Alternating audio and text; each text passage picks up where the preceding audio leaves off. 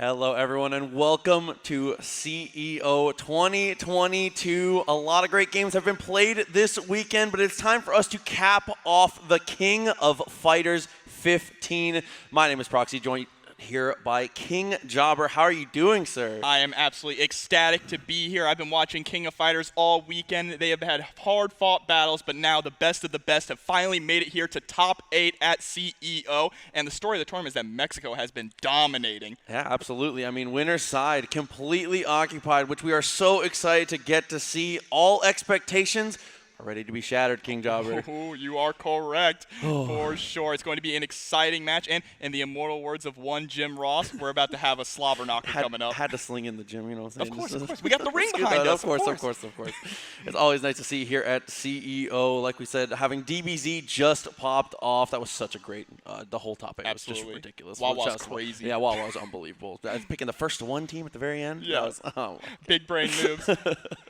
But we are just waiting a moment to have ourselves getting to the ring, having our players come through. The intro is always one of the signature things of CEO. One of the most exciting portions of this is being able to fight for your place, not only to assert dominance, so I'm here for the top 8, but also kind of get a little creative here coming into the ring. Excited to get to see what everybody brings to the table with it. Yeah, and I'm expecting some great entrances, and we're about to see that. We're going to throw it over to Nothing XS in the ring to introduce our next players.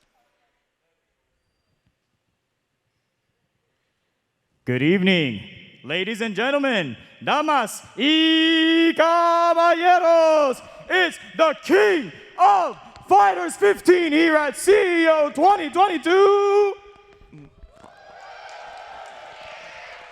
You're damn right. We've got an incredible top 8 for you. First up, we've got from Ciudad de Mexico, Mexico. One of the strongest players from Mexico itself, it's ViolentKain!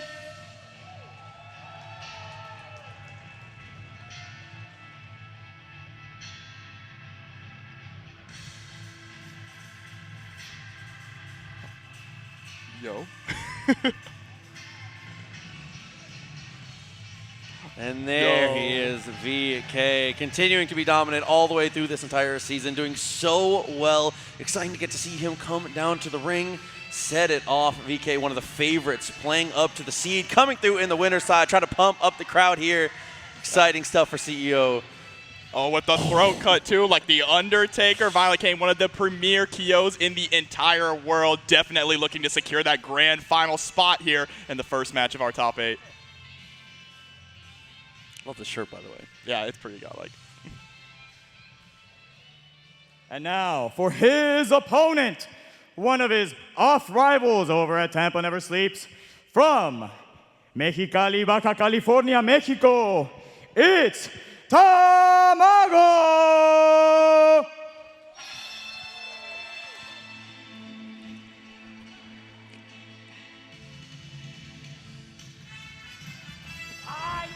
And here he is, Egg's very own Tamago, your Combo Breaker 2022 champion, coming in to reclaim the title here, or so what I should say is get another title moving forward to Evolution. We'll see, will they be able to get it, Proxy? That's one of the most exciting storylines of the weekend.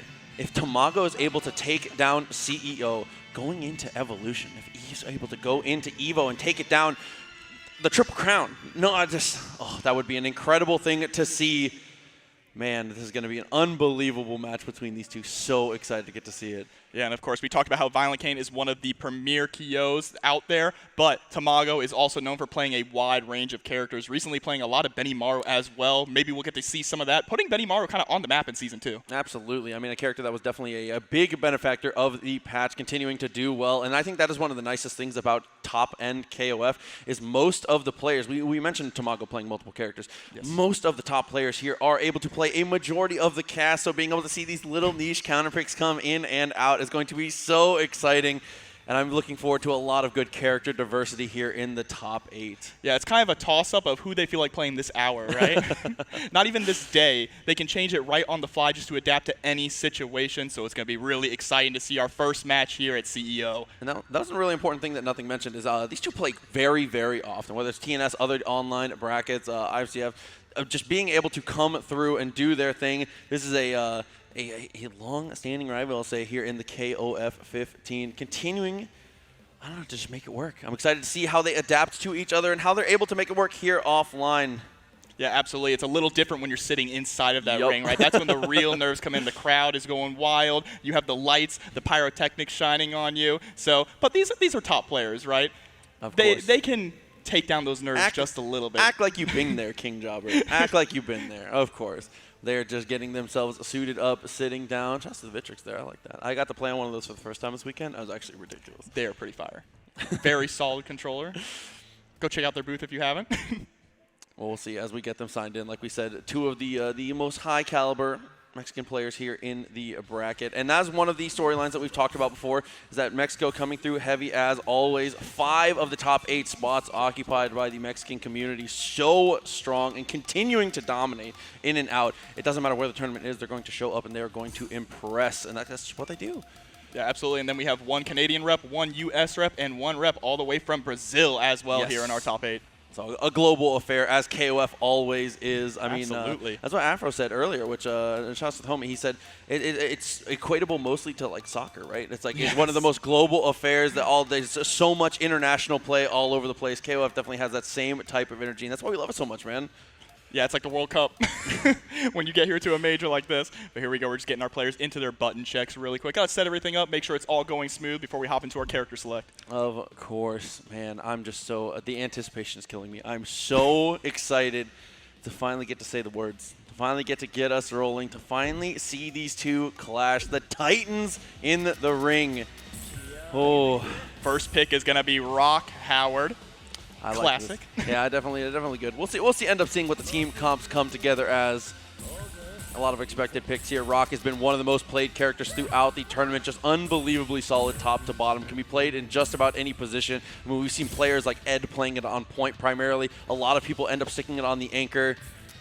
End up seeing how it goes here for this, but there's going to be the Krohnen here. Okay, so I like the team compositions here. A little bit expected from both players.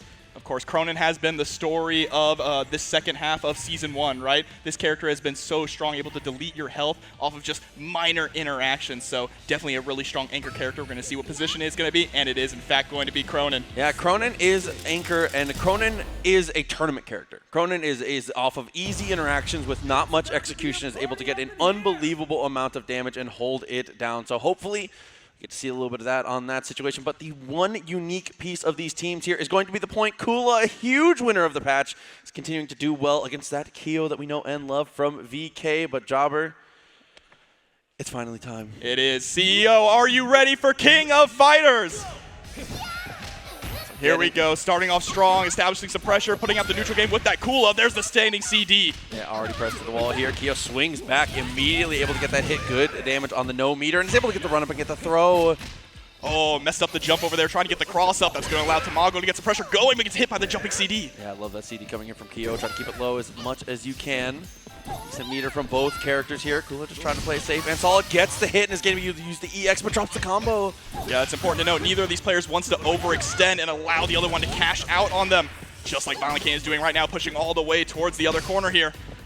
Air-to-air, great tech, but doesn't matter. VK still able to find the hit here and is going to be able to kill. No meter required. A big lead for VK going into the second character. Tamago, a little bit of catch up to do, but Rock Howard he's up to the task. Yeah, fortunately here for ViolentKain, Kyo is looking incredibly healthy, pretty even on resources as well. The pressure is starting off already. Backs up just a little bit, trying to force Tamago to overextend. Kyo's trying to get this win. He said, "You stole my fit." Not the black and white, dude. Team leather jacket. Pushed him back. He's able to get the shoulder in. A little bit of jump over. Kind of a missed position. That's okay. They go back to mid-screen. VK not afraid to concede the space a little bit. Yeah, and ViolentKain is harassing a lot with these lows as well. Tamago taking to the skies there with the jumping CD. Okay, I mean, that's what you like to see from Rock. The short hop's neutral in place. Oh, what a short hop, though, to be able to get the jumping C. Oh, there we go. Straight into the DP level 2. Going to take a grip of damage here. Keeps the pressure going as well. Short hop, not too much afterwards. Good. Guard cancels. Able to punish. Trade comes out. Rock kind of getting the better of it here. Still having corner position. Going to invest even more meter. And it's absolutely going to be the death of Kyo. 1.5 meters still available. Tamago doing a good job with the Rock to even this up a little more. Yeah, unfortunately, the clock went down a little bit, so Tamago's not going to get too much health back there for Rock. Has to deal with the mirror match now, and ViolentKain is looking to play a little bit of a zoning game. Yeah, throwing out those fireballs a little bit. Goes up and gets the throw. One of the better command grabs to follow through on. It's able to use all of the meter to get the kill. VK re-establishing the lead here. Tamago with the Krohnen. I really respect that decision as well. If you have the cash, spend it. There are Absolutely. too many times we have seen people come back from pixels of health. Anti-air. Okay, EXDP follows up. He's going to spend a little bit of that meter. Still has almost 2 bars on deck, though. There's the back throw. He's able to get this pressure started. Tamago still has a lot of meter on deck, though. You need to be careful with your jump-ins. Pushes the wall, jumps over. Nothing to follow up. I like that. VK just concedes the space. Is willing to, if you're going to, even if you lose this round, just make it take a long time here. Slow and steady. The least amount of health back for Krohnen as possible. Absolutely, but there's the sweep trying to go forward in. Oh, I like that. Just kind of stopping that, using that 2B as a stop sign there. Okay, love that backdash. Pressure with the fireball, put the shoulder in. Great spacing on that, but the fireball connects. Krohnen tries to run up. Rock answers immediately, and now we're in the corner here for Krohnen, but it doesn't matter. He misses his DP. Oh, I love the patience, though. ViolentKain run up into nothing, and there's the DP this time. Gonna get rid of Rock Howard now. So taking it down to the anchor situation here.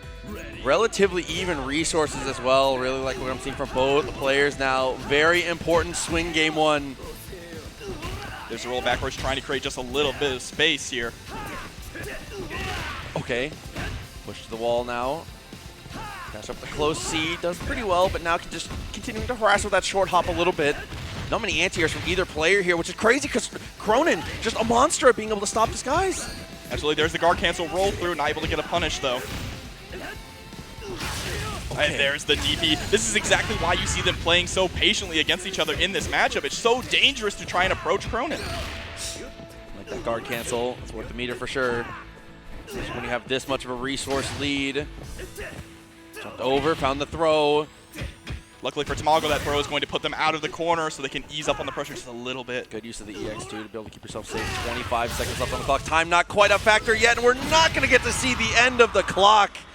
Krohnen is going to cash that out with the DPs. Very nice stuff to cap off game 1. Yep, incredibly solid play already here. 1 point on the board. And of course, it's only going to get better from here, right? Absolutely. So, yeah, first game. Honestly, the biggest showing is that just Kyo kind of got away with it. Kyo got way ahead. If we get a little more minds out of Kula, this could be a much closer affair. But it looks like we're going to head back to the character select. And the character that we talked about quite a bit going into it is going to be selected here. It is going to be the Benimaru is going to be the new answer here on point. Yeah, and after the patch, like we said, Tamago is kind of the player that put Benimaru, the new Benimaru, on the map, right? This character got a lot of substantial buffs here now, and Tamago is definitely going to show that off. There we go, about to get it rolling into this second game. VK sitting on a lead now. Comfortable with the team order, comfortable with the team itself. Whew. This is tough. I know. I'm sweating already. Here we go, jumping into the very next game. Benimaru on point, going up against Kyo. Early on. Benny trying to steal that space a little bit here, occupying it with the lightning. Got the CD, dashes up, couldn't get the combo, but that's okay. Nice tech. Yep, there's the punish. Run up, get a full confirm here all the way into the corner. That's meterless damage from Kyo, so strong. That's one of the reasons why you see ViolentKain put him on point. Kyo is the kind of character that can be played at any position, really. Nice anti-air, no bird watching here. Tried to go for the jump over, but a huge misposition. Tamago, a giant opportunity. Gets in with that JB, not too big of a conversion there, but still is able to maintain the pressure. Oh my god, what an air throw. Just harassing with these lows here. There's that sweep, tries to run in, but ViolentKain answering with a close C. Yeah, hitting that close C was actually crucial. Couldn't quite get it there off the sweep, no confirm. Wasn't expecting the hit. The EX comes through. A little bit of a feint, you know, gets the hit. And is able to not quite close it. Oh, roll back. Just barely dodges the Shatter Strike there. And then just a boot to the head is going to close out Kyo. A really important thing that Tamago does there, and it's so important for people to remember, is when your opponent is at that position where they are in chip range, sometimes threatening the chip is not enough. Sometimes just poking out that normal is good enough. Finding the hit is just as good as we can secure the air throw. And Tamago gets that cross up, is going to cash out a little bit here. Cross up JB, so incredibly strong, going to do a nice little bit of damage, keeps the pressure going, but ViolentKain able to turn around with a run-up throw. Push back to the wall again. VK taking space here. Tamago not too afraid of giving it up, but maybe he should be. What a confirm there. Spend the cash and get rid of Benimaru. Okay, so back to that rock mirror. Tamago getting into it in a much better spot, though. Was way behind at this point in the last game. A jump CD, something you see from Rock so commonly. Such a strong option from him. There's the jump in, able to get the confirm here. EX overhead kick. Gonna get that corner carry as well with the level 1. Love that little stagger. Here with the stagger side left. Okay, continuing to just pressure in such a great way. Tracked down the roll, but wasn't able to get the punish. But there's the parry. I feel like we forget. Yeah, Rock is definitely a jack of all trades. Has toolkits for every situation. And there we go, Tamago able to get rid of ViolentKain's Rock. An incredibly nasty empty safe jump there. Just being able to whiff that D. Dude, hiding the low so well. Krohnen next one in at 2 meters, almost 2.5. If anyone can make this comeback, it is absolutely Krohnen with all that bar on deck. And there's the DP. You thought it was your turn? Not yet. Okay, stop him out. Do it again. 2 boots, but it doesn't work out. Wakes up with a throw. And Tamago grabs him by the ankles. Oh my god, throws him over. Says your turn to go back into the corner. Gets the jump in as well. Hard knockdown. Safe jump. Oh, goes for the empty low. A little bit there. Next hit will kill, and the command throw will certainly be enough. Oh. Tamago able to tie this up 1-1 here now in our winners semifinals.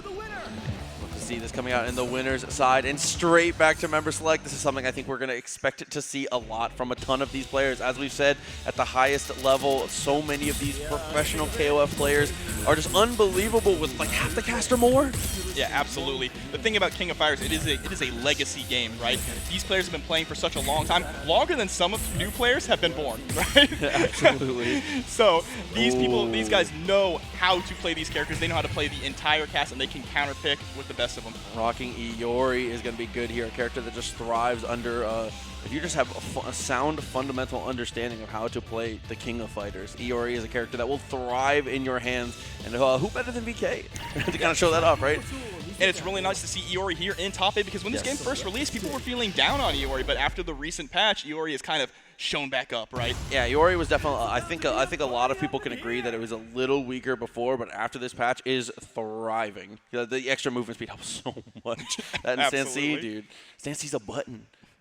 It's so sick. It is a hell of a button. Okay, here we go. Game 3. Iori on the point here. Immediately backing up, trying to establish his fireball game. Like that. Okay, pressure's on again. Like to enter with the fireball. Already has him into the corner here, but Tamago buffering that DP. You know he doesn't want to go bird watching, but there's the hit with the Rekka. Oh, able to get a full conversion here as well, ending it with the DP for the hard knockdown. EX didn't work out. There's a command throw. Take him to the ground as well.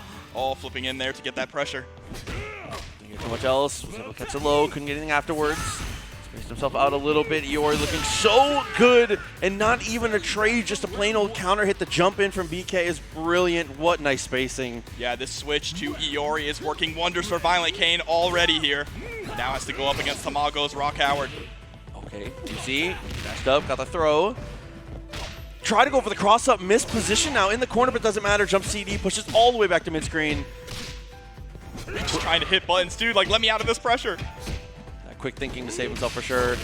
They got the hit, what a confirm. And the corner carry on that super as well. They're backing up, trying to create a little bit of space. Wants ViolentKain to overextend.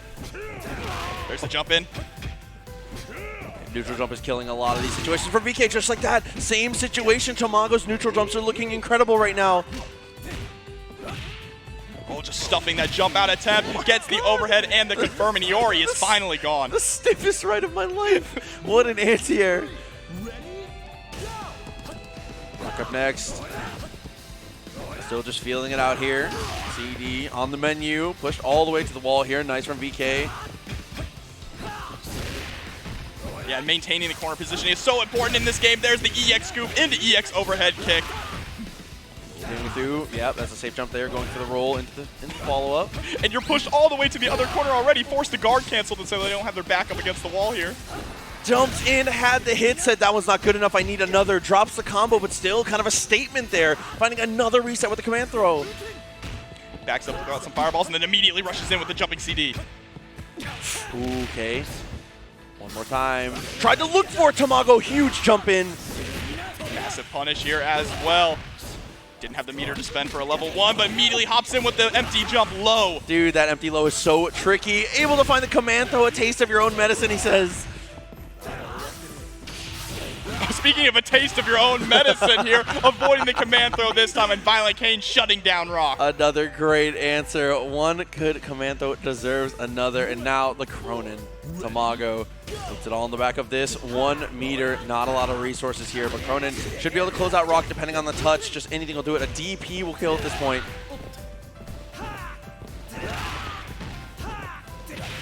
Oh, with a wake-up rising tackle there. Great throw tech, though, and he gets chipped out. Here we go. Huge resource advantage to ViolentKain, but still a manageable situation here. Backdashing a little bit, trying to space himself out a little more.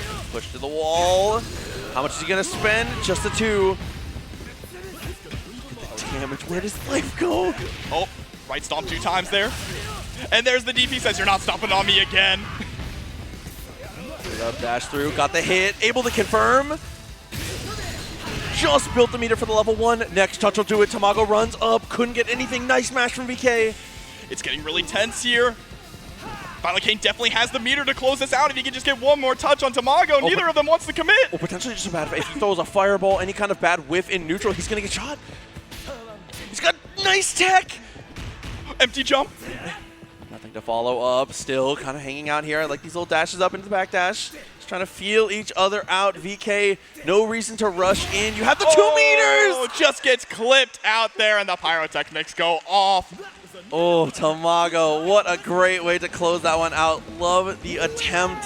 VK, I like the idea from VK, trying to keep it a little low and slow, knows he has access to the 2 meters. If there's any kind of bad whiff from Tamago, he can absolutely just pull laser out, but just a little too much pressure there. Tamago, great jump in.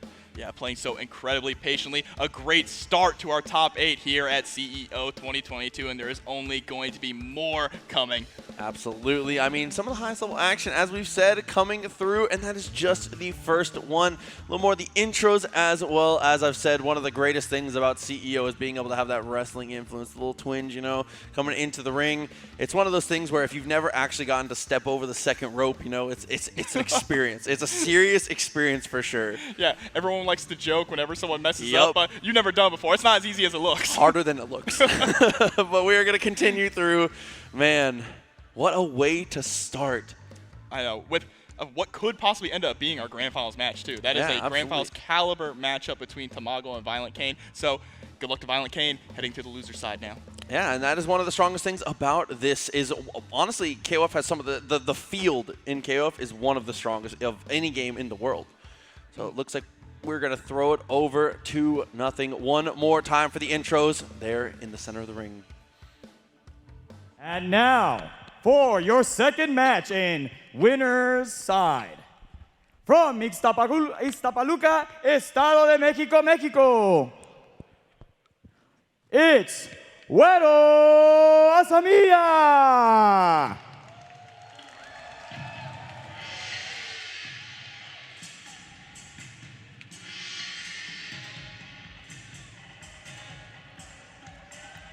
Yo, the jams?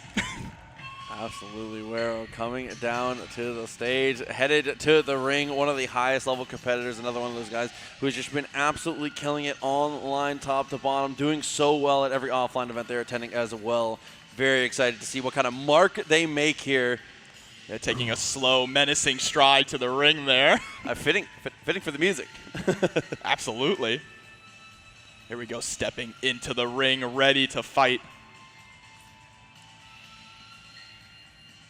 Tough.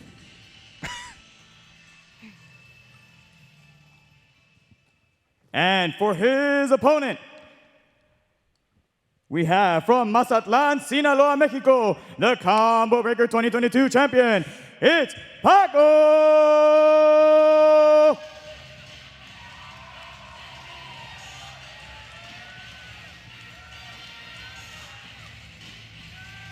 And here comes Pako wearing the flag on the back as a cape. Proud colors here.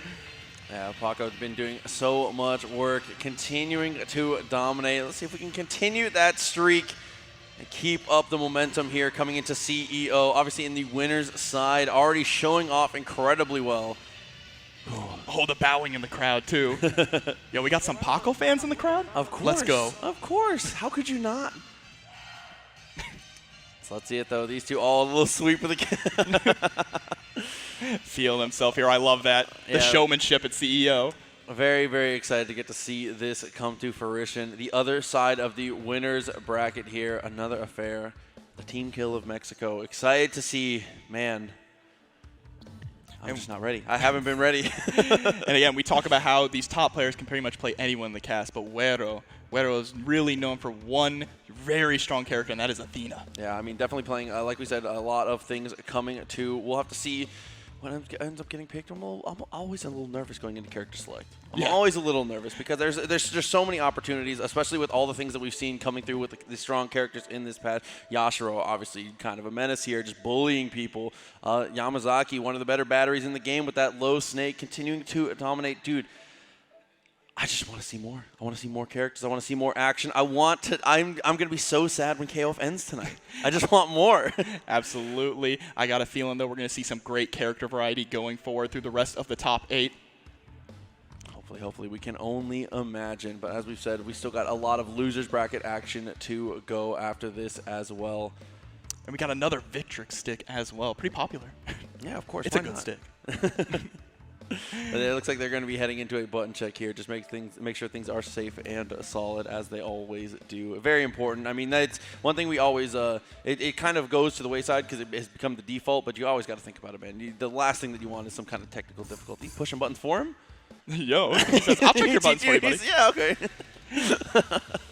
And you know, we do have the button check in the actual character select, but nothing compares to making sure they actually work in the actual game. Am I right? And that's what they were talking about earlier in DBZ, which is true. It's close to my heart. Is you know, like the old Marvel button checks that I'm going to blink for 45 seconds just to make sure my stick is working right. It's always nice in all these games to have the different ways that you're able to get things tested out. Yo, hold on. Let me do the sick combo really quick. That's the most disrespectful thing you can do. Full combos while your opponent is trying to check their buttons. Come on, man. Get it together. I've seen it before. I know you've seen it before, too. I'm usually the one doing it. Oh, okay. But I see a Dolores on screen and a Hydern. Nah, we're just checking buttons. Yeah, I would love to, as much as I would personally love to see a Hydern, you know. But we're just getting these button checks rolling, getting ourselves squared away. Once again, continuing. Thank you so much to everybody who's tuning in, everybody here hanging out in the arena, continuing to bring the KOF action. I mean, this is one of the most passionate and wonderful communities that I've ever gotten the blessing to be a part of, so I'm very excited to see how this continues to play out as the life of KOF 15 goes on. The future is very bright for this game, and I hope it continues to have the incredible amount of light that it has now. Yeah, so incredibly welcoming, and just the wealth of knowledge that King of Fighters players are willing to share. There's so many great content creators out there putting out guides for brand new players. If you have been interested in King of Fighters, now is the time to get into it. I mean, yeah, if you wanted a match to study, this is going to be a good one here. Let's see. Ooh, interesting team compositions here. We got Elisabeth, Chizuru, and Luong. This is a team that is incredibly difficult to deal with. I mean, the pressure coming out from Chizuru, the way that Luong is able to play the mix-up game, and Elisabeth, just one of the most rock-solid anchors coming through. Just, if it comes down to the anchor, don't jump. Yeah, kind of reminiscent of Krohnen, right? We'll see Yuri on the other side. Yuri, another big winner of the patch. Iori and Rock following through. Two very strong team compositions here. Excited to get us going. On the other side of winners bracket, the second match here of top 8. About to begin. Yeah, don't let Yuri's size fool you. She has some explosive damage. Starting off slow. And Luong up against Yuri is an interesting matchup too, because Yuri can kind of be a slippery character to catch, but Luong has those long limbs to do it. Dang, just the fireball there, got the counter hit. Was just canceling into the legs just to make sure, but it wasn't quite there. CD comes through, and yeah, Luong is so incredibly strong at being able to convert off of that. Oh, chases the rollout. Not able to get quite a big punish, though. The low is able to get the throw. The counter throw comes out. They're kind of in trouble here, but he's able to get the jump and crosses over. He's going to spend a little bit of meter for some damage. Okay, we got the double lows. Able to pick up after the wall bounce as well. Pushes the wall, jumps in, just barely makes it over. Pixel of life left off the guard cancel roll. Dashes up, DP's not enough. Chip is a factor though, needs to be careful. There's the rollback to try and escape. Oh, trying to go for the DP a little too far away. Luong is able to get away with it. High velocity in these first character matchups here. The unfortunate thing here is though that Pako's Luong does not have a lot of life left, so Wero's going to be looking pretty happy with this. Iori here is what I would say, but Pako getting the first blood here, pushing all the way to the corner. Yeah, well, from jump in, good guard cancel. Continue to impress with that. Push through, close C, looking good. Continuing the stagger, stealing so many turns, goes for the Rekka afterwards. He's going to spend the EX for the kill. Very nice to catch that one out. Luong can be an incredibly difficult character to deal with, even at that pixel of life. Absolutely, but here's another character that's been a big winner of the recent patch. A laundry list of changes. Chizuru coming in now. Yeah, a lot of it was just functionality, and she works so well now. The pressure is incredibly difficult to deal with. Such a heavy knowledge check at every level of the game here. And there you go. Iori is actually sealed now, unable to use any special moves at the moment. It's worn off now, but that is a really interesting mechanic, very unique to Chizuru. Oh, tracked down the roll, couldn't get anything afterwards. Jumped over, got the huge jump in. Pako closes out the Iori rock. The final standing member, 3.5 meters. Good amount of resources, but a very tall hill to climb. Yeah, absolutely. No kidding. Elisabeth is still waiting in the wings there, but starting off strong. The backdash there on the command grab attempt. Rock is the best grappler in the game, I'm convinced. And got the anti-air. Reset there, nice jab to reset the pressure and gets another cross underneath. He's everywhere. Oh, there's the guard cancel, wants to escape the corner, doesn't want to hold any of this pressure, short hop over the fireball. Oh, what a menacing walk up there, closing that distance a little bit. Try to go for the guard cancel roll, but the spacing is still correct to get the punish here from Pako. Pages here as well, and there's the Shatter Strike, able to get EX overhead kick, full confirm it to the level 1. Good God, the damage on that one. Yeah, but now is a little worse for Wero coming into the final character here. Elisabeth with activation available. Seems to be able to get the kill on one touch, depending on how it goes. So stand D, the magic button here from Elisabeth, going to be swinging that out quite often. Shatter Strike comes out, doesn't hit its mark though. Wero needs to be careful with these neutral jumps. It's okay though. To the wall, roll.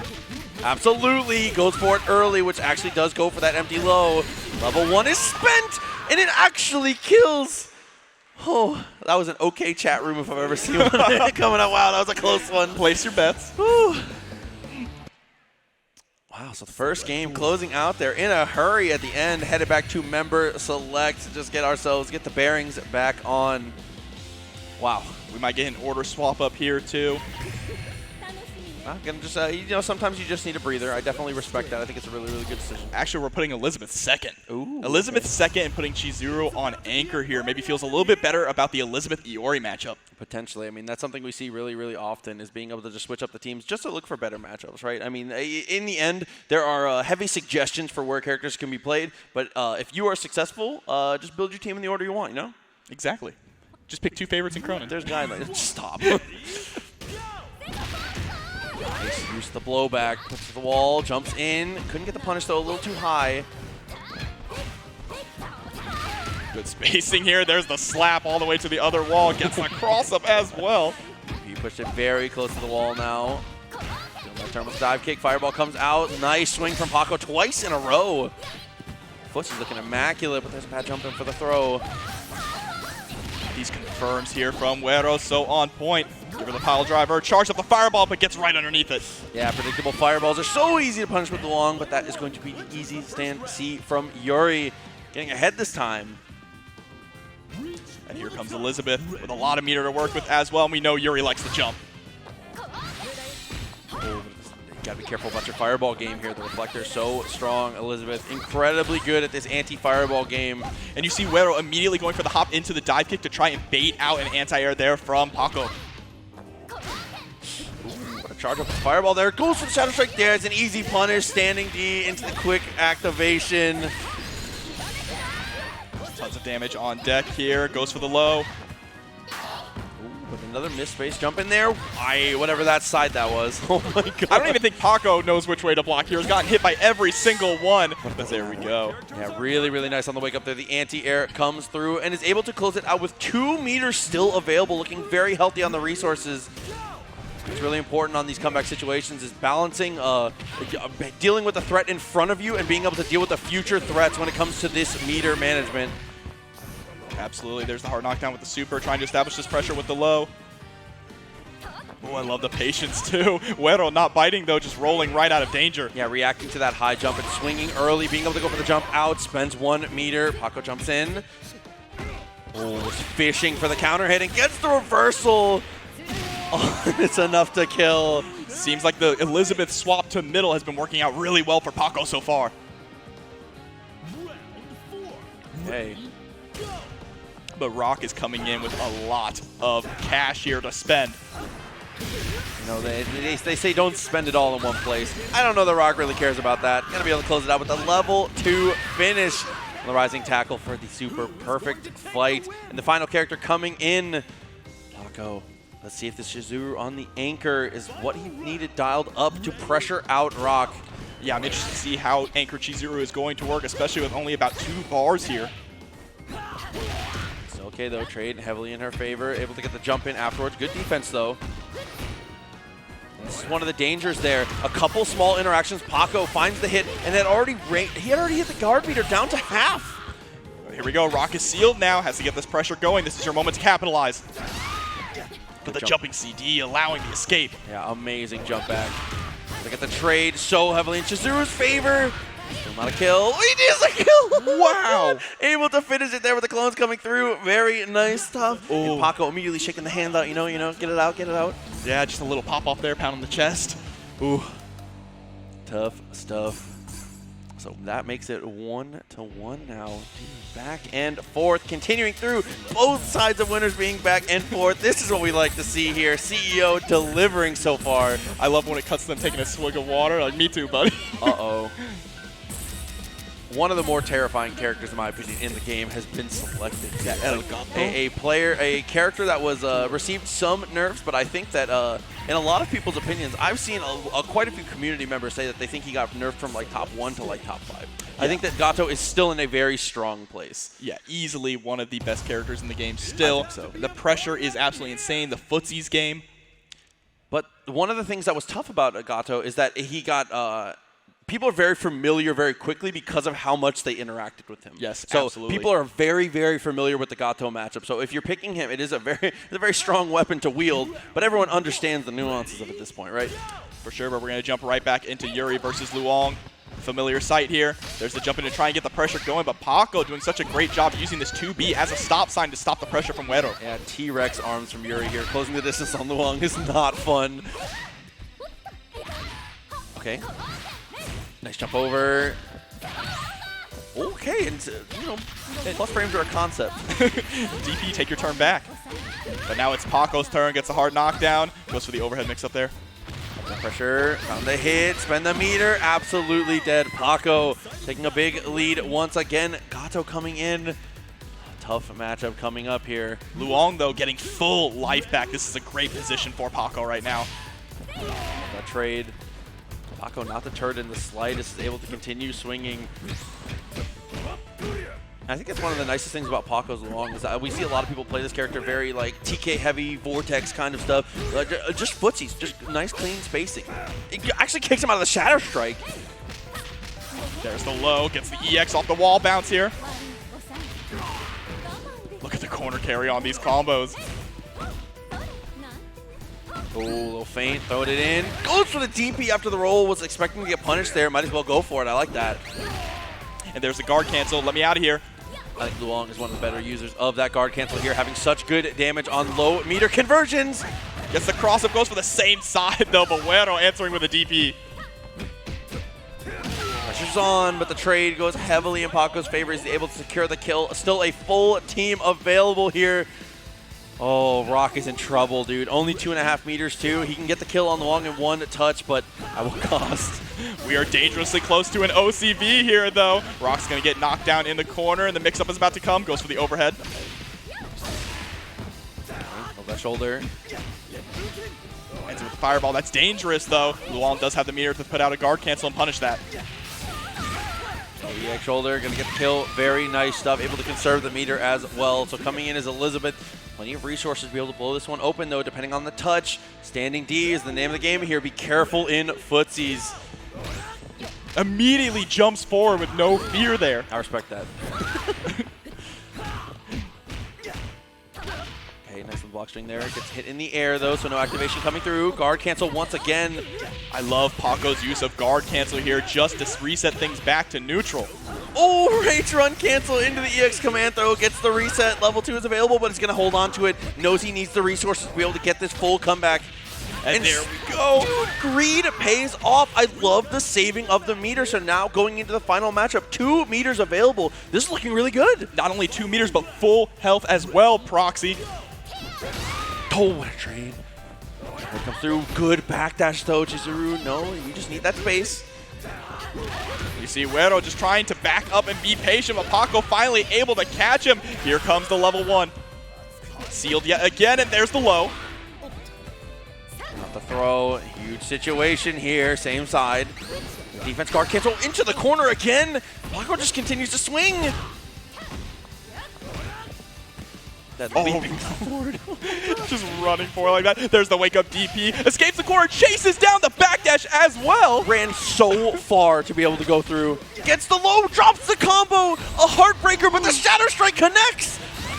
Huge situation. There it is! Able to close it out there with the level 1 super. Oh my goodness, being able to make it happen. What a way to go. And that is where you find out where someone is made of. Yes. Got the hit, had the opportunity to close out. Little bit of a drop, no hesitation, straight back on offense, finds it again. Incredible stuff. How is it that already in our first 2 matches here of top 8, we have gotten down to final hit, final character?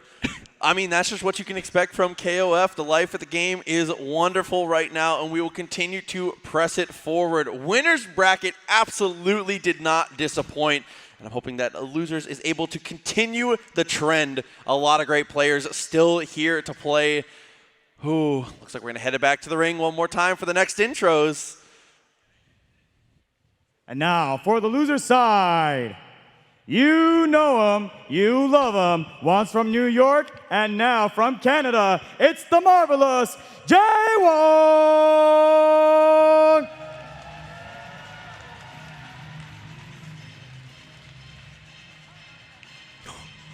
Yo, with the X-Men theme? Let's go, Justin. Of course, JWong. It's something that I've been saying on stream all weekend long. Once you reach a certain level of fundamentals in these games, it can take you anywhere. And Justin is one of the most talented players we've ever seen coming out of the fighting game community as a legend of multiple games and looking to cement himself here. KOF 15 top 8. Man, what a showing from this guy. Yeah, I mean, JWong has plenty of titles, plenty of crowns, but definitely wants that coveted CEO belt here for KOF. And for his opponent, right now hailing from Vegas, but originally from Michoacan, Mexico, it's Romance! Oh my god. I want to hear the crowd sing this one. I know you all know the words.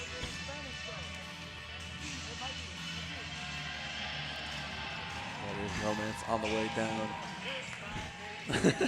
Crowd having fun with this one. Playing that Dragon Ball opening. I mean, Dragon Ball's got that fire music. Romance, yeah, long-standing member of the community. One of the first players that I was personally watching myself when I was getting interested in some of the older KOF games. So, I mean, just a staple of the community forever. One of the nicest people on the planet for sure. Excited to get to see how they face up with Justin here. Dude, JWong and Romance, what a matchup. If you had told me that this was going to be, oh my Chopper. Top 8 I'm losing it. The sad part, though, is one of these players is going to have to go home. This is the loser side of the bracket. So this is a high-stakes matchup here. Absolutely. And as we've said, Justin, formerly of the United States, now repping Canada. He's got the Canada's own Justin. The great Wayne. Don't hit me with the Canada's. Like, come on, dude. Oh man, very excited again to get to see these two play though. When I was casting pools matches this weekend, Justin's Chizuru is unbelievable. His pressure, his confirms, the way he plays the character, I think is pretty close to the way it's supposed to be played. So we'll see if that's going to be the continued thing that we bring to the table. Yeah, Justin has what we call in martial arts a high fight IQ. This guy really can just pick up any character and make it work. Yeah, but romance, I mean, as we've said, I cannot stress it enough, a staple of the community, has been playing for so long and has been top level for an incredibly long time. Yeah. And it's not looking to end any time soon. Oh, is that a... I don't want to say anything. Maybe it's a button check, but I do spy a B.Jenet on screen as well. Yeah, I mean, when I was like I said, this is one of the characters that I saw from Justin earlier. This is the team that I was expecting here, and this is a mirror match, an exact mirror. So a very similar flavor here coming out. I like that. I appreciate this. This is going to be very nice same to watch. Order same too, order not even too. just same character, same order. All right, this is a grudge match now. Oh man. It goes to Extreme Rules in a hurry, jobber. Yes. Here we go. First match of the losers bracket. Starting it off with the mirror match, Romance and JWong. Oh. All right, starting off with the hard knockdown already. Trying to chase down Justin Wong in the red Chizuru and Romance in the yellow. Ooh, grabs the roll through attempt. That's something that Romance is going to have to think about now. Yeah, trying to go for the pressure here. Got the counter hit. Much afterwards, uses the EX. Very nice to extend this to the wall a little bit closer. JWong continuing to dominate the neutral here, but fighting out the corner a little bit. Spacing here from Justin is great as well. Now Romance is forced to try and rush in. The sweep, great tech. He's able to swing afterwards. Love the continued pressure here. I love these jump backs, the way that Justin Wong is utilizing this horizontal movement here. Ooh, there's a clone there for the wake up. Trying to reposition a little bit here. You don't want to overextend and wow, reach to the heavens. What a way to stop. All the way up there, bring in the next character now, B.Jenet. A character that's been developing a lot over this recent patch. Yeah, air mobility, second to none. Able to get a pretty ridiculous amount of control in certain situations here, and a pretty decent fireball from mix-up game as well. There's the air-to-air, pressure's back on. Love these little staggers. Goes for the EX. That's an easy punish for Justin. Absolutely. Opts not to spend any meter, though.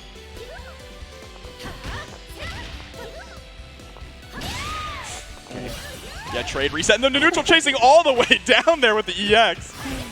As I said, one of the nice things about B.Jenet, you just utilize that air movement so much and Shatter Strike one for another. Wow. Oh, and tried to go for a punish there, but Justin Wong said, which one's me?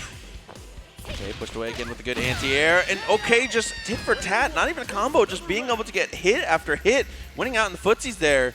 Justin. Yeah, it's good utilizations of the A and B buttons, right? Your light normals there to just poke and whittle down the health over time, not allowing Romance to really get any offense started. Yeah, I mean, this is a kind of high-level concept, but it turns out if you continue to hit your opponent, you don't get hit. You know, it doesn't really matter how much damage it's doing. Don't say. Nice trade. So the fireball actually answers the attempted run-up from JWong. There's that 2C reaching to the heavens again, like you said. Oh, we're fishing for 5D. I like that. Oh, continuing. That's such a threatening button here. But against Chizuru, gets the activation, and it does combo there. Able to use the super. Not quite enough, though. Yeah, unfortunately, a little bit too much scaling, but catches the roll-through attempt there. Finally, Chizuru is out of here. So Elisabeth continuing to dominate. I mean, Elisabeth is a character that has been just so strong from the beginning of this game. Has been so unbelievably solid. Great at dumping meter, great at being a battery, just so well-rounded. I like that, putting out these orbs to try and stop the approach, but jumps right into the fireball here. Oh, a little bit of a misposition there from JWong, though. Not able to convert too much afterwards. Next touch will definitely kill. There's the EX. Are you able to convert the meter from here? And you do the level 2. Adding insult to injury there with that. JWong is going to take game 1.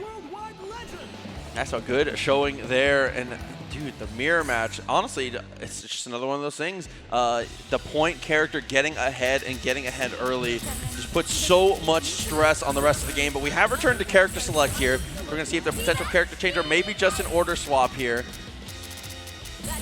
Okay. All right, bringing in Mai. Mai is an incredibly strong character. Pre-patch had by far the best jumping CD and standing CD in the entire game. Slightly nerfed to those two buttons, but you know what? They're still really good. Absolutely. I'll be interested to see where you end up playing it here. I was going to say point and anchor I think are both very effective here, but I personally like the point a lot as a character that can definitely get down when it comes to the zoning and just being able to be an effective battery. Also against Chizuru, that slow fireball might end up working magic. Yeah, absolutely. And that EX fireball also coming down is a huge problem. Oh, dude.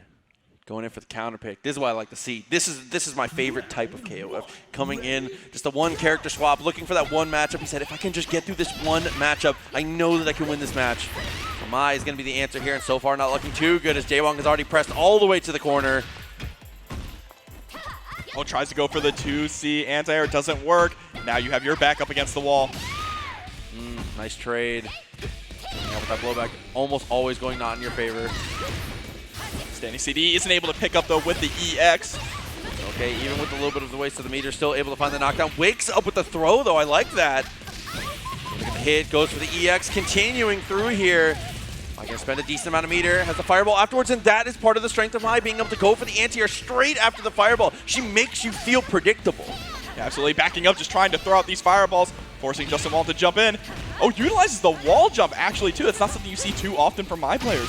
Ooh, but it doesn't matter. The trade does not go in their favor. JWong able to take the point matchup once again, but a significantly better situation coming into it. Yeah, absolutely. B.Jenet really just needs one more confirm, and speak of the devil, there it is. Wow, that was a hell of a cross. I got hit. Now we get the Jenet mirror match here. High flying action. Blowing kisses left and right. Nice backdashes here. Press to the wall. But, I mean, Justin has always played a playstyle that is very impressionable, very willing to play backwards. The corner is his home sometimes. He thrives. Hit a little too high on that jump in. Wasn't able to get the confirm afterwards there. I just love the way that JWong is utilizing backdashes here in neutral. It's almost like, come on in, you know, trying to lure you in. Yeah, any overextension he's willing to punish and is more than capable, as we see here. Knockdown came out, was able to go fireball mix, but he just rolls straight out of it. There's that backdash yet again. Romance jumping right into the fireball. So hesitant to approach. Knows that one more touch and they're a goner. I hope. And look at this. There finally is able to get the jump in, but doesn't get the confirm. Spends the EX. That's an easy punish there. It's up to Elisabeth now to bring this back. JWong threatening the closeout here. Elisabeth, man, a couple touches away, but having to deal with the mirror match afterwards, so difficult. And as we've seen again, JWong conceding that space, willing to give it up.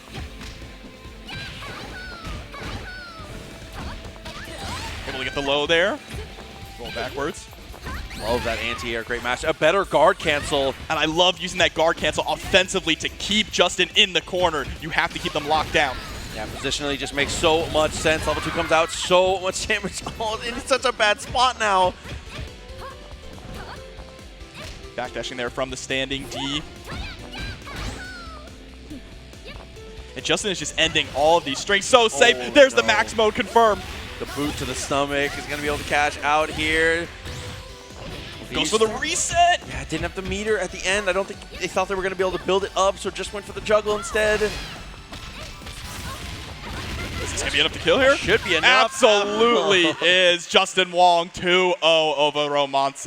Oh, JWong going to be heading on, but as we said, incredible showing here from both players. You love to see it.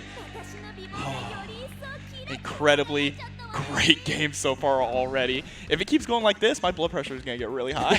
Listen, man, it's tough. I want to say shout out to Panda, too. I like the jersey that Justin's wearing. I feel like they were just catering to me when they said, you know, we're going to release a baseball jersey. I'm like, Pretty sure they got those over in their booth, too, don't they? Ridiculous stuff. But it looks like we're going to be tossing it over to a break for just a moment. But keep it locked because there's so much more King of Fighters action to be coming. And welcome back to CEO 2022 here for the King of Fighters. For those of you just joining us, we are still on the loser side of our bracket here, and we're going to be moving forward with even more great action. Yeah, definitely excited to continue through and continue press to see who is going to be the champion of the King of Fighters tournament. We are going to head to the ring, though, with nothing for the next introductions of our final losers bracket round 1. All right, everybody, we let the last match from the first round of losers. From Phoenix, Arizona, it's JuiceBox!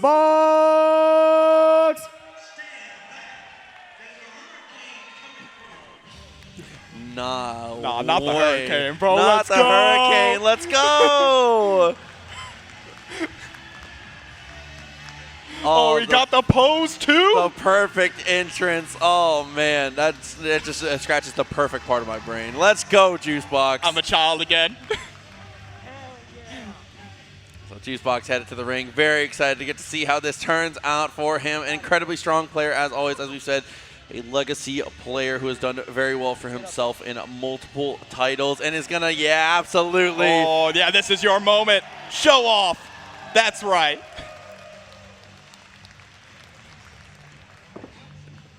I did not think I was going to be here in the Hurricane.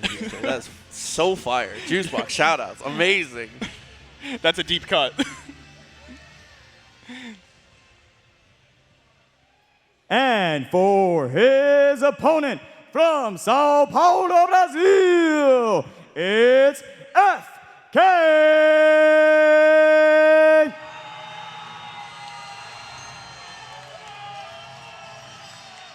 I'm scared, Proxy.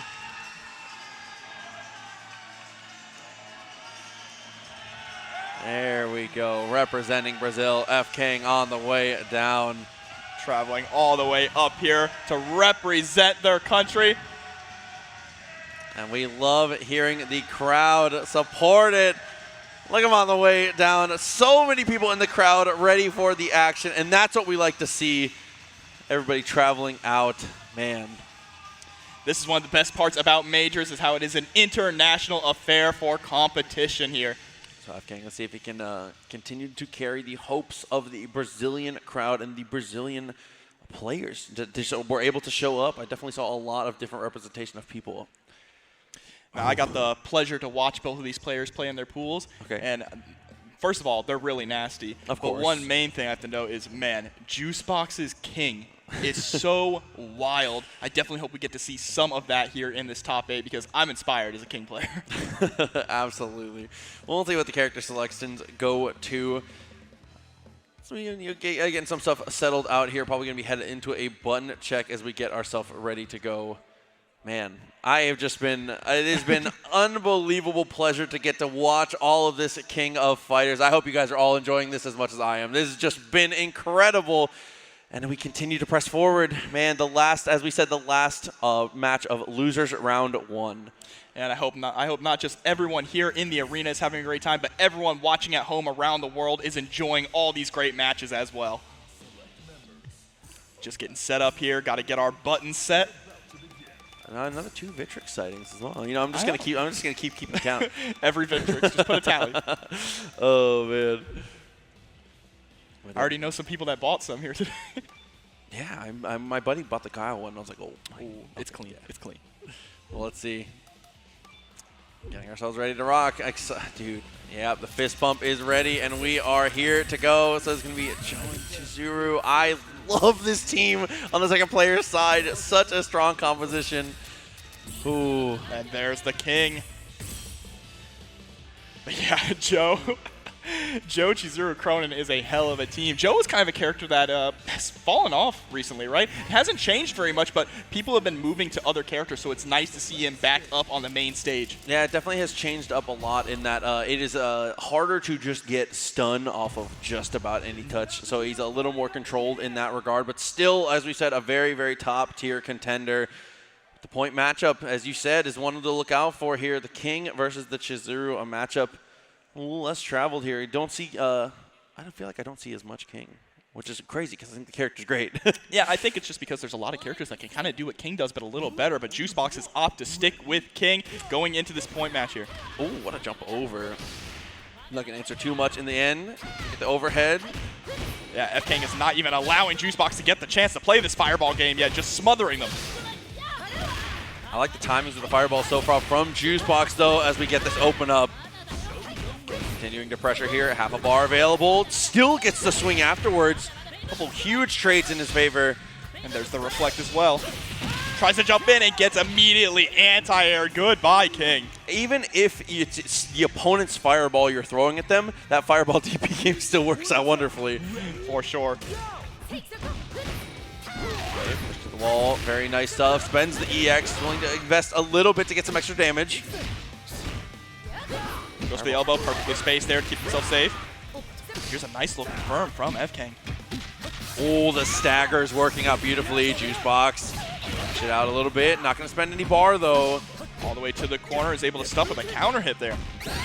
Nice guard cancel. Again, offensively, just trying to keep this corner pressure. Trying to steal with the plus frames. Yeah, going way to the skies there with that overhead kick. But Fang finally able to escape. There's the anti-air. Tries to hop in, but that 2A checking. She went for a leisurely stroll. Man, what a quick run up there with the clone. FKang to threaten the OCV. We've seen some Chizuru OCVs to like top to bottom in this bracket. Not even just in the top 8.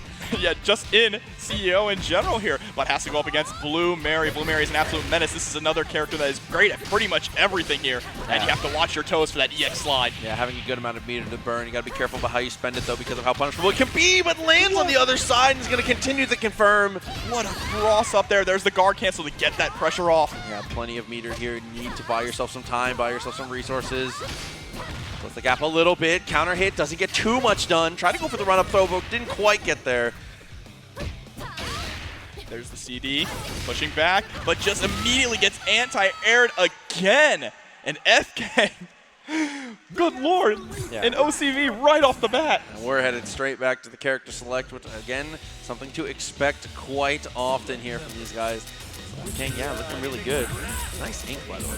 These tattoos a lot. Oh, yeah. Respect. No, of course.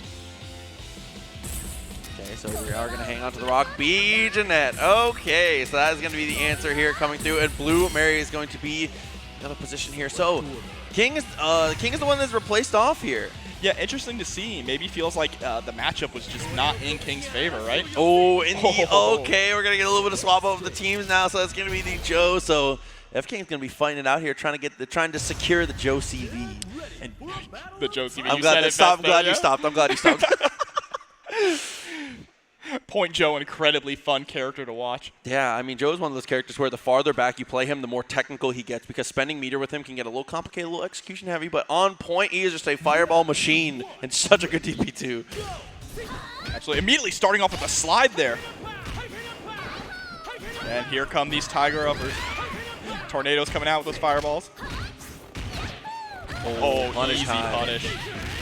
Absolutely, meterless damage, pretty decent with Joe. Push him to the wall. Continuing to pressure really well. I love these jump-ins, but a better dash underneath from JuiceBox. And there's that challenge as well. Back into this fireball game here. JuiceBox just trying to figure out how to get around it. That's a start, though, reflecting it back. But you see immediately on the first reflect, FKang just going right in.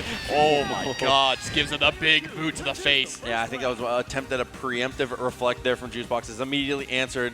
Look up next. So looking good on meter here. Try to go for the elbow. What a neutral jump. FKang is just looking different this game. Absolutely, this swap for put Joe on point is so incredibly strong. But there's the level 1, gets a hard knockdown. This can be the moment that JuiceBox needs. Careful fireball. Throw in that shoulder. Really unfortunate they weren't able to get that confirmed there off the 2B. Oh, the stagger was a good attempt, but Joe is going to cash out on this one. Very nice whip punish. And the hard knockdown in the corner too. Guard cancel to escape, runs all the way back to mid-screen. Finding your spot though is so difficult. How do you approach? Yeah, how to approach a Joe who is ready to DP, dude? Very carefully. Wow, just flies over the command grab attempt there. Really interesting interaction. And Rock is in dire straits right now. Yeah, potential chip situation. And again, that stiff left from Joe to close it, and now closing in on it. I might get to say it again, Jobber. You might. Blue Mary, though, 3 meters. A menace when able to spend the bar. finding those touches can be really tough, and Joe has just been an iron wall. An iron wall that approaches you very quickly. Absolutely here too. Great job just putting out these normals to cover. Gets the jump in there with the DP. Ooh, canceling the standing CD as well. There's the level 2. It's going to land. Anti-air very well placed. Not quite enough though. If I want one more touch, punish on the DP. Ooh. Absolutely. Yeah, that was nice there. Hitting the actual 2A and immediately going straight into the command grab. I like that a lot. Chizuru, though, who presented such a problem in the last game, is going to be playing on the in the middle position now. Plenty of resources to be able to spend here. Blue Mary already to the corner. FKang walked JuiceBox down so quickly. Yeah, that jumping CD putting in a lot of work already. Oh no, went for the Maximo confirm, loses out on that meter there, able to get a reversal, tries to go for the cross up, great blocking though from JuiceBox, but gets clipped unfortunately, and wow, that is it, FKang 2-0, very decisively as well. Yeah, absolutely well played from FKang, doing Brazil proud, but speaking of doing their country proud, man, JuiceBox doing an amazing job representing some of the best that we have in the U.S. Huge shouts to JuiceBox for doing so well in this tournament. Top 8, nothing to scoff at. Yeah, absolutely not. Just an incredible master of their characters and a really great teacher as well of King of Fighters. Will play anyone. That is going to be FKang moving on. It looks like if my notes are correct here, we are going to be headed over to losers quarterfinals as we continue forward for now. But wow, so the pieces are on the table, right? We've seen what everybody is bringing. We've gotten to see what kind of form they're in, and it's even better than I expected, Jobber. The level of play is unbelievable. Everybody playing to their seats and showing why they deserve to be here, showing why this is going to be one of the better King of Fighters top 8s that we're ever going to receive here. Yeah. CEO 2022. And it's so exciting to watch the game develop right in front of our eyes, right? We saw so many times that it was just Krohnen at the start of this patch, right? But now we've been seeing so many other characters come in. Yeah, but it looks like we might be able to throw it over here to the bracket to take a look at our future matchups here.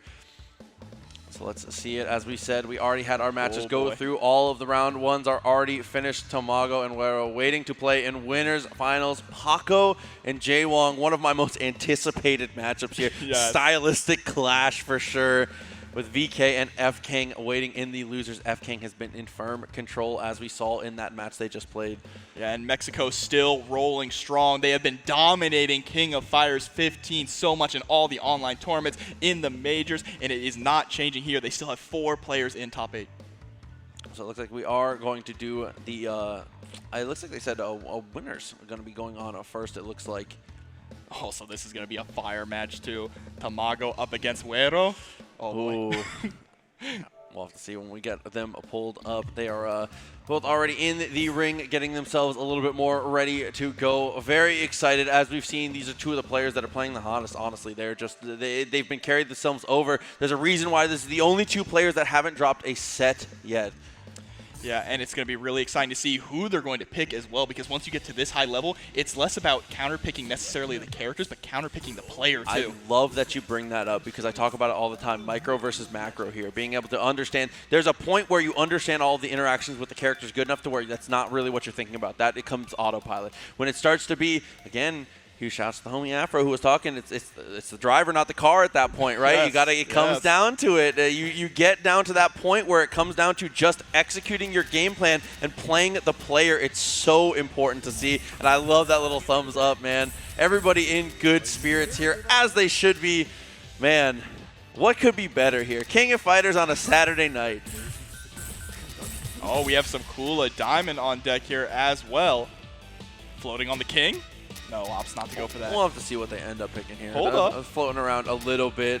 Oh, teasing us a little bit there. I was about to say Ash. I like the head tilt. That's nice.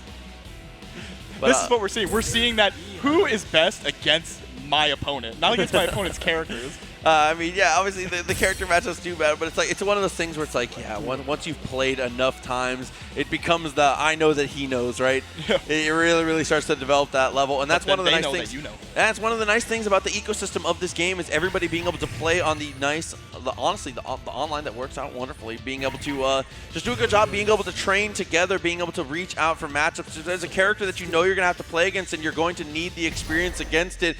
A simple Discord message and being able to get yourself in the games is so cool to get to see. Here we go. And we're going to get even more King of Fighters actions because this is going to be 3 out of 5 here in our winners finals. Absolutely. So as we said, Tamago and Wero, 2 amazing Mexican players. Bring it to the top here, man. Here we go. Winners side, 3 out of 5. One of these players is going to stamp their ticket and guarantee a top 2 finish.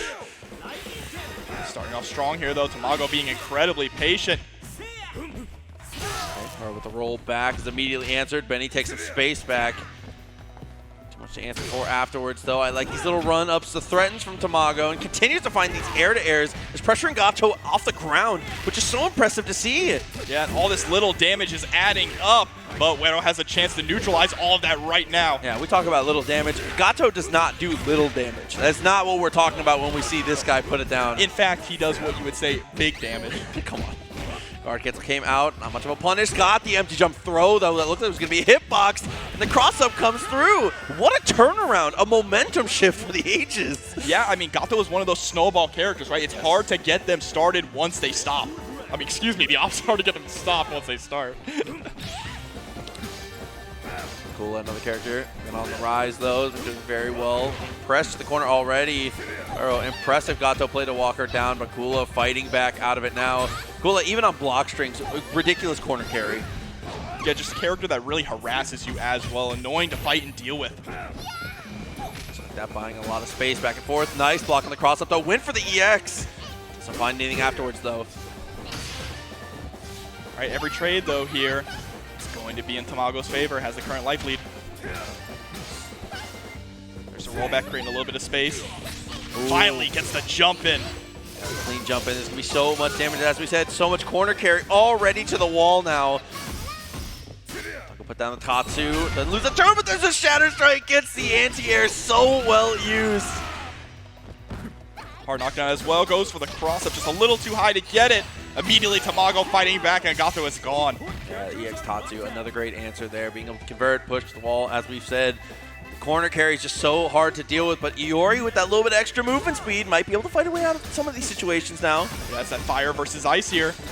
Iori with the jump in, trying to get that pressure going. Gotta push that 5C when he can. Found the hit, goes to the Rekka, spends the super straight away. Not even anything fancy, just goes right into it. Not quite enough to kill, though. Able to get on the other side, but the defense here from Tamago able to escape and establish their own pressure at this combo. Yeah, hell of a block there on that jumping. Goes for the roll, but Tamago's just mashing tube. He knew it was coming, but it doesn't matter. The wake-up DP, the easy reversal. And Iori, he loves it. Yeah. He giggling about it. Ooh. All up to rock here now for Tamago. There's the jumping CD to start things off. Oh, no. Optimal punish, too, with the jumping C. An empty low again. Able to be so tricky with that follow-up. The timing difference between the safe jump and the empty low is so hard to recognize. And we are down to, once again, another rock mirror match here. Wero with the substantial meter lead here, though. Okay. Good answer there. You have to make this next take count. Absolutely. Continuing with the anti-airs there. No bird watching. Drops the combo, though. Easy punish. Oh, Not no. very much of a punish, though. Yeah, it drops the confirm there after the far C. So unfortunate. Oh, no. It wasn't a counter hit. Disaster striking here. Tamago back in it all of a sudden. Empty low is dealt with finally. Defense holding up. Oh, the run in. Jumping CD trying to get in. Goes to the other side. Nearly gets clocked. Oh, okay, little wait, love that. Oh, it keeps jumping over with the jumping CD and whipping, but doesn't get punished. Jumps in and gets tossed. Yeah, went for EX something, though. Goes for the command throw. Takes overhead kick, gonna push you all the way to the corner. Are we gonna get the safe jump? No, we just run up and chase down. Calls out the roll, and Tamago is able to take game 1. Wow, the read across America, dude, was just waiting, so ready, was just mashing out the 2A. Those are the most confident types of roll reads too. You're mashing before you've even turned around. You know it's coming. Yeah, That's the download. That's what happens when these players play each other so much, right? They're constantly playing in online tournaments all over the place. Okay, and there's going to be no member select here. There's going to be no change up. We're going to be straight back in. First game secured by Tamago. Again, winners finals here, so this is going to be 3 out of 5. It's a lot of time to adapt for both of these players. Yeah, but Wero does not want to let Tamago get into that comfy 2-0 lead at all. Needs to keep this pressure up. Okay, for the EX, didn't work out. Pressure back on. Gato taking that space back, doing so much better job of just defending the grounded territory, not feeling like he needs to jump. I say that, he immediately goes in for it. But sometimes you got to mix it in, you know? Yeah, but don't count Wero out before. This was a familiar sight we saw, and Gato was able to bring it all back. Nice, able to answer the EX, eats up the meter. Just vamping that out is so important. Nice. Goes for the run under. Great blocking, though, from Tamago. Oh my god, the counter hit rolled away, said I don't really want any more. Now little by little, palm in, not too much to answer, back and forth. Just harassing the guard gauge as best you can. Yeah, you need to be careful blocking against Gato as well. This character can crank the guard gauge better than anyone else. Oh, able to get the jump in, but doesn't get the confirm. A little too high yet again. Yeah, I was looking for the throw at that point. Looked like Shatter Strike comes out. How much can you cash off of this? Look at the timer. A little bit too much scaling on that combo. Not going to be quite enough to kill. Oh, but tick, tick, tick. 7 seconds left on the clock. We were kind of running out of time here. Got to make a move. It doesn't really matter who wins, though. The other player's not going to gain very much life. But it's so important. And Tamago with 2 seconds on the clock is able to find the throw. Dude, you can't teach that. No, no, no. Clutched it up. Benny Morrow up against Iori. It's going to be really difficult not to get hit here, but Tamago can do it. Oh, okay. Like that fireball attempt to do the jiggle. Benny Morrow just waiting for it. Says, go ahead, try something.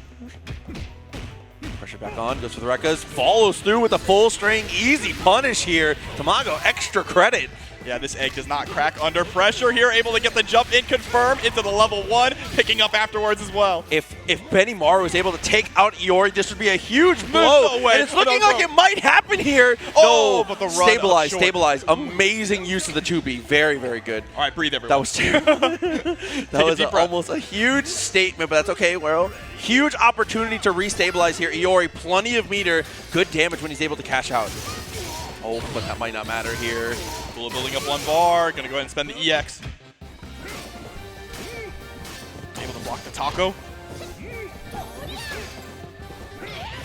Oh no, not this time though. Quick mode activation. Are we gonna go into a climax? I think we might. There it is. Absolutely, climax cancel I think is definitely the right decision. Do as much as you can, as quick as you can. Howl at the moon there. Goes for the cross-up immediately. Great blocking, though, from Tamago.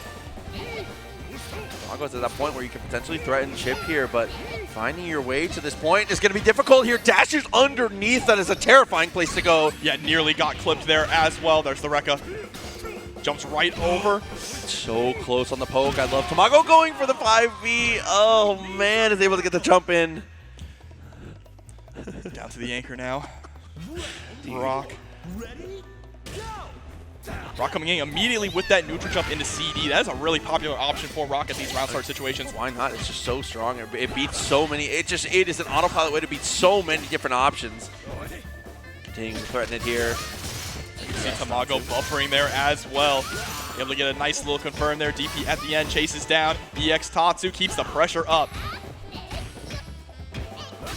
Oh, I love that swing and good spacing on the elbow as well.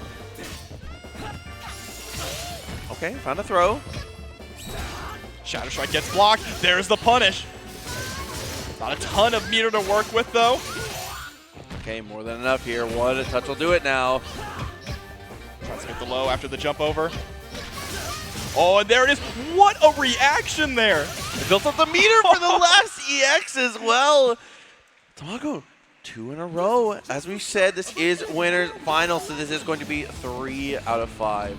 Yeah, but Tamago is sitting in a very comfortable position now, able to take, a few more risks that they otherwise might not have because Wero has to make that reverse 3-0, which is going to be an uphill battle to climb.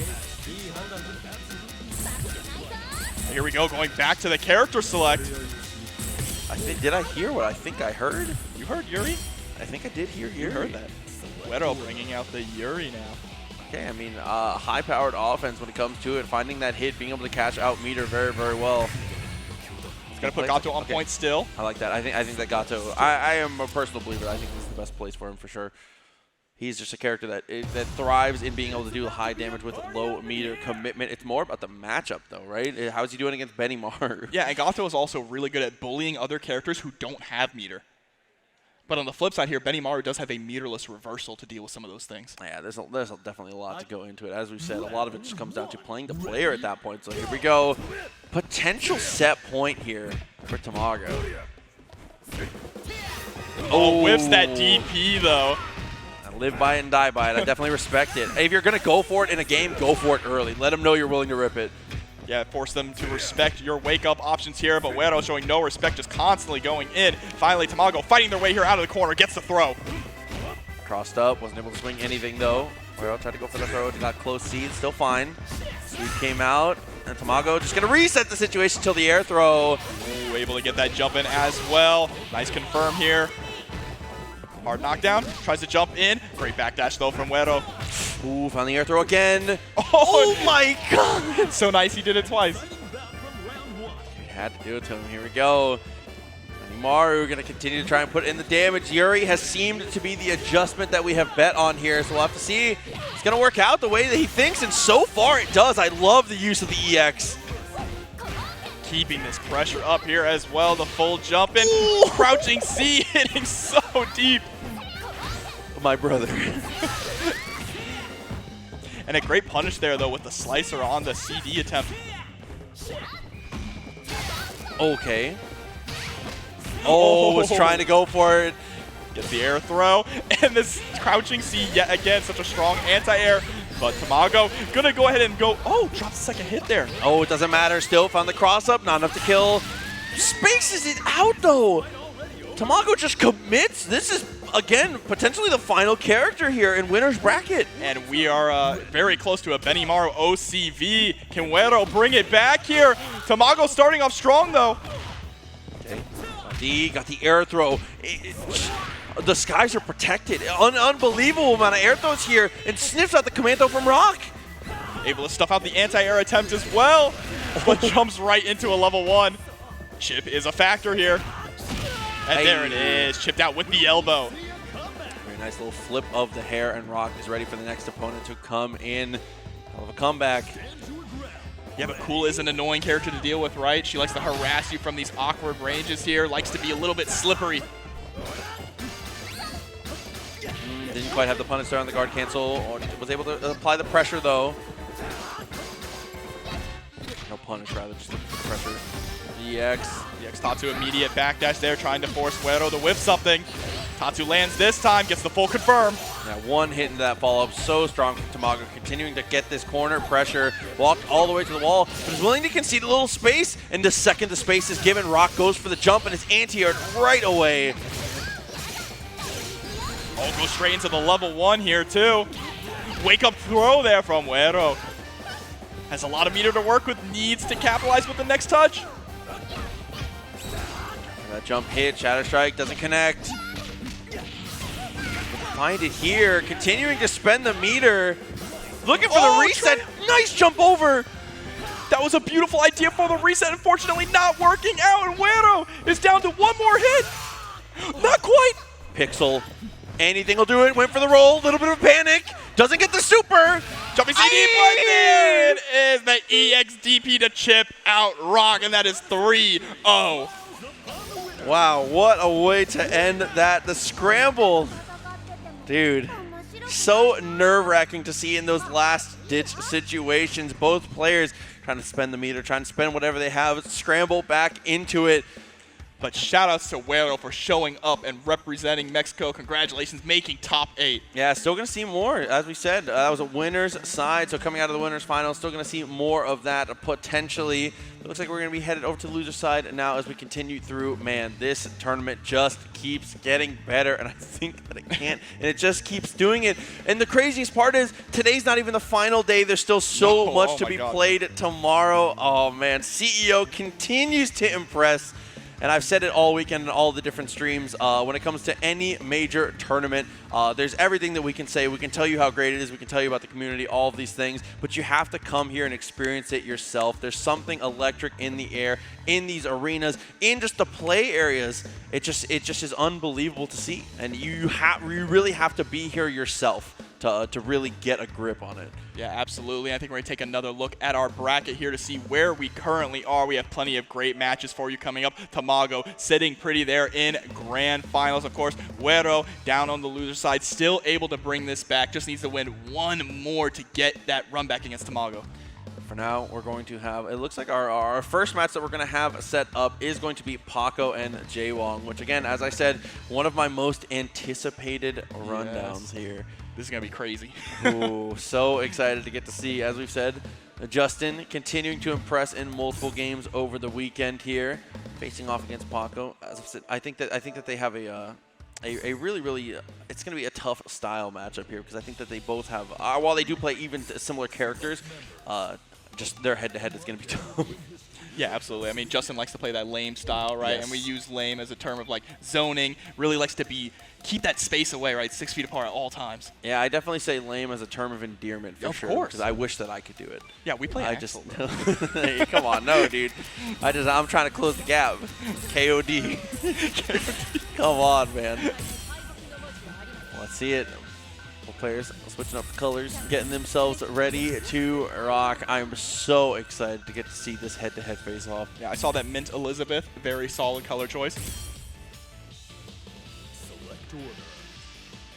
Teams looking so incredibly close again here as well. And that's one of the things I was saying is that these two, like I said, play, I think, a very similar game. So stylistically, when I say stylistic clash, I think it's going to be two people trying to execute a very similar game plan with very similar strengths in their gameplay. These two are just the kings of fundamentals, right? Yeah, but on one end we have Chizuru on point and the other end on anchor as well. And one thing to keep in mind is JWong is known to be a Luong player as well, so definitely knows what this character can do. Yeah, I definitely was playing it earlier in the game's life, I do believe. Round 1.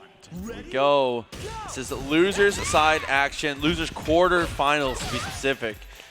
Yeah, Justin was unfortunately a little too early on the anti-air attempt, allowing Pako to get the first blood here.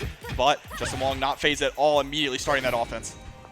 Trying to keep it clean here. Push farther to the wall, though. The cross-up, but it was a little too high to actually be able to get the full combo. Able to get the low. EX gets the full confirm here in the corner. Hard knockdown. I love spending that EX early, especially as Chizuru. You know you're going to get a ton of meter back just by virtue of having to block in certain situations, and just you're able to build so much meter on these block strings if you're able to steal a couple turns in a row.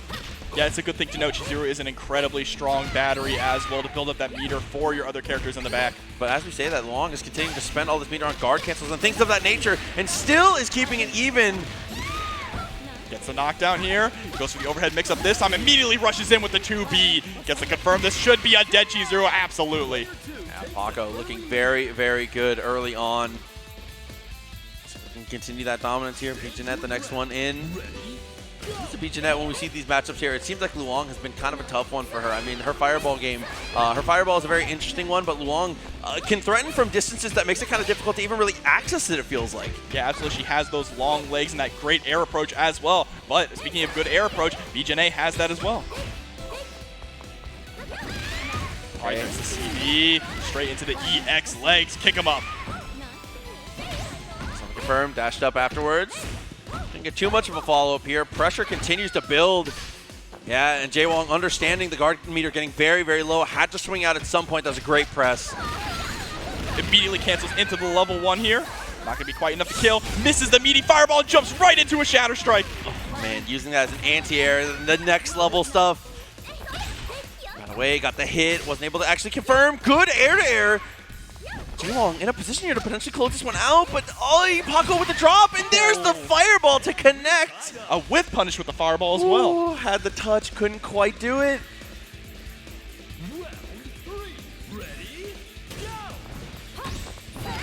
JWong pushing back. Yeah, pressure to the corner here. Fireball came out a little too far away.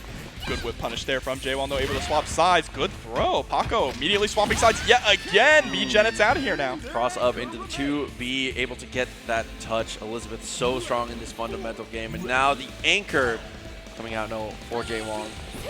That Elisabeth mirror match here. Don't jump. Yeah, please be careful jumping.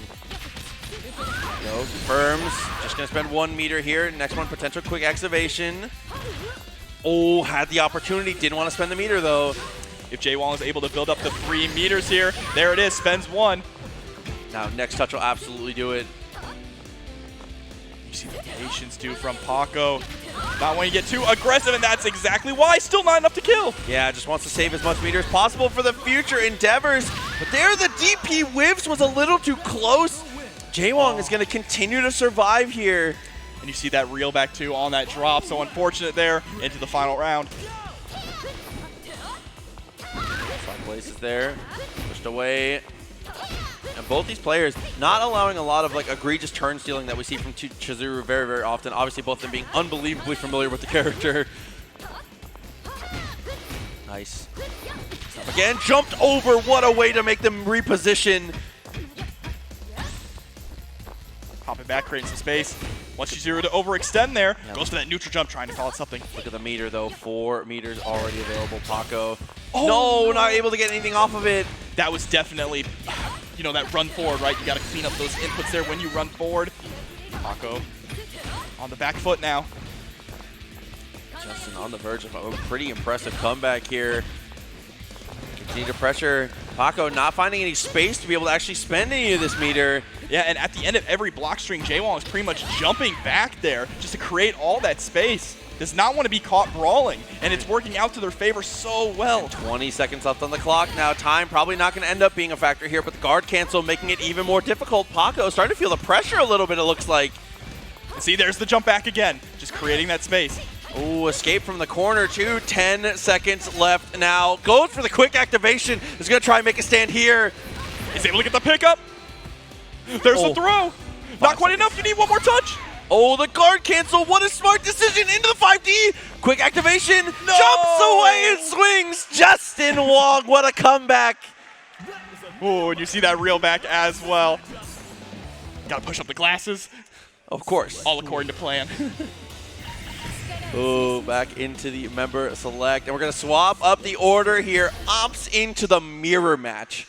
Says, I can do it a little better. I respect that. This is a confidence statement here. Absolutely, and putting Luong on anchor as well, giving her more meter to work with for those big confirms. Yeah, I think that Luong can neutralize the anchor as well. I think that Luong actually does pretty decently against Elisabeth, depending on the situation here. And if there was ever a Luong you were going to bet on, Pako's the one. Absolutely.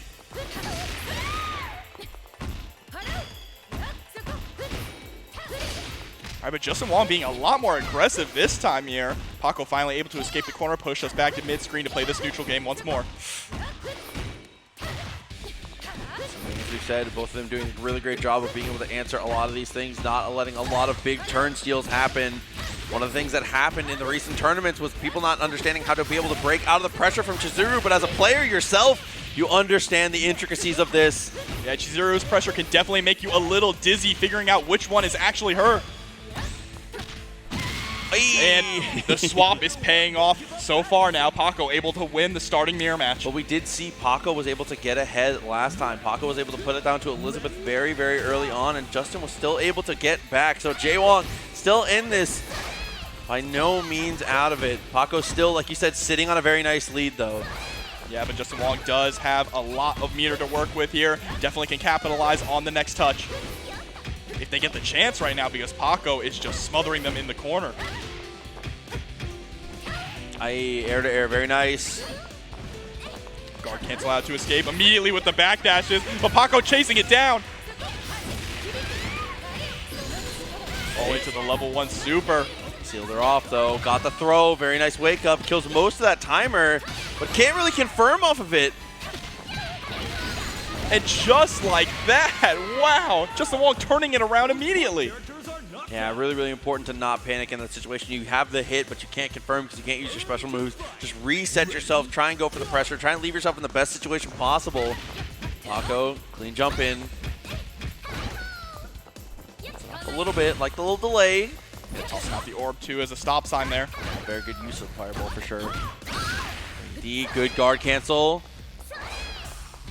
I love that the guard cancel so JWong can play where they really excel in this neutral game, but what a confirm from Pako neutralizing B.Jenet. Okay, let's see if JWong can work a little more magic or if Pako is going to even this up. We saw Elisabeth. This is almost the exact scenario Elisabeth came in on last time, and it worked out beautifully. And there's a clean jump and immediately into the level 1. Justin still holding onto that meter just like last time. So having 3 meters activated is able to get another touch into the level 1. Pressure is on now. I mean, Justin said when he won that Marvel Evo, he just went low. Means he can replicate some of the magic here. Walk again. Pushing away, air-to-air connects. Pako in trouble now, able to save the meter for that one. JWong coming down to just the Luong. Yeah, but it's all up to Luong now with 3.5 bars to work with. Is Justin going to be able to bring this back yet again? Nice. I like this switch from Pako too. I think that Luong is a character that's much easier to spend the meter with. I feel like one of the problems was Chizuru not being able to activate and actually use the meter herself. Getting that cross up, there's no problem here on spending. Into the level 2. Okay. Jumped in. Trying to hold off a little bit. Standing D. Hey, Pako. Right. Pako staying alive here, tying it up 1-1. A little bit of a stretch there, you know. Casual, mad casual. That's a relief stretch. Of course. Take a swig of the water. Got to refresh. Absolutely. Stay hydrated. Hydration in, and Justin taking a little thought about it here. As we said, no character swaps expected. Maybe an order change, though. I know it's going to be the same order. Just want a little bit of a slowdown, which I definitely respect. Sometimes you got to just reset yourself. It's really hard to ride the wave in those scenarios, right? Especially when you're losing. There's not a lot of players who are able to capitalize on the momentum of a loss and go back straight into it. So I definitely respect taking that second for yourself, you know. Absolutely. Here we go. Going to jump into the final match between these two here. Round 1. Ready? Go! Mirror match yet again. Justin being the aggressor at round start. Okay. Good answer. Off a little bit. Nice trade. Getting the better of that one is JWong. Getting a little more aggressive. Pako's doing a good job, though, avoiding this offense. It's all just back and forth right now. A couple punishes here and there, back and forth, continuing to try and just do what they can. Yeah, but all these little hits are adding up already. Both players already underneath half health, and not even one combo has happened. The sweep was just unblockable. It's just landing every time. It's just too good. Yo, nerf Chizuru. It's just a 2D though. He finds it again. One more touch. Oh, tries to throw it out yet again. Not spaced as well though. Aye. Okay, there we go. Finally, the run up CD. Pako gonna win the mirror match up front. Pull back working out beautifully here. JuiceBox, we saw her run through though. Ready? Go! Take the opportunity to be able to bring this back. Like that little pressure. Chizuru, a monster at taking space here. Already walked to the corner. B.Jenet gets a free jump in though. I like that. All tries to go for the EX whiffs. No punish though. One of the downsides of JWong's playstyle of backing up so much is they are pushing themselves further and further to the corner. Speaking of the corner, that's where JWong is ending up right now from this confirm. Trying to go for a follow-up though. It's not going to work out. JWong answering character for character here. Still a good lead for Pako though. He's a very secure position for sure. Absolutely. I feel like Elisabeth is a pretty decent matchup against B.Jenet as well. We know that Elisabeth is good at shutting down the skies. Look at the meter though, 3.5. A lot of damage to potentially come out here. Roll backwards on the landing. Oh, the patience too, just trying to get some kind of a whiff punish here. And you notice that JWong knows that he can't go to the air way too much, so he's just short hopping forward, not going for these full jumps. A nice confirm as well into the level 1. Oh, try to set the meaty fireball just a pixel away. Okay, and it again. Plenty of meter now. Continuing to harass. Guard cancel through, unfortunately unable to punish. Every trade right now is in Pako's favor, but what an EX. Oh, guard cancel, positional win. Huge decision. Defensive decision making wins the day on that one. Pako commanding position again. Yeah, JWong went for a gamble there, and it backfired, and now they're sitting on their anchor. This is set point here for Pako. Couple good trades. Not too much to follow up. Continuing to just apply a little bit of safe pressure when you can. Rolls out of the corner. Continuing to harass. Staggering with those lows. Nice. Spending one. The Look for the jump in, finds it again. Here comes the level one once again. One touch game. And able to get the lows there. Not quite enough to kill. Justin waking up with the level 2 reversal, and he takes. Oh my gosh, he gets rid of Elisabeth. It's all to Luong now. Oh my god. Oh my gosh, that was a Hail Mary. One. Final round now, the last characters. This is so difficult though to deal with. A full health Luong. Starting off strong, gets the hard knockdown. Justin has to play perfectly out of their mind right now. Pressure again, goes underneath. Elisabeth going underground for that one. It doesn't matter though. One more touch, anything. There it is. Pako after the knock to the wall. Very nice stuff to close it out. I lost my mind at that level 2 super. Oh, dude, the wake up level 2. You might as well go for it. I definitely respect it. Live and die by the sword. JWong, incredible showing and very well played. Pako, we love to the wave. Yeah, that's one way to take a mirror match there, right? With that wake up level 2, the invincibility, betting it all on that. Absolutely insane there, but shout-outs to Justin Wong putting on a great show. Exciting moments already. I'm stressed. I don't I'm stressed out too, Oh, Proxy. man, very nice stuff. There's a reason why I said it was one of my most anticipated matchups. But there's another good match coming through afterwards. Losers quarterfinals. Continuing on forward, it's going to be VK, ViolentKain versus FKang. Mexico versus Brazil. So we'll have to see how they work out as we take our look into the bracket here. We continue to press forward. Tamago still sitting pretty on winner's side, grand finals.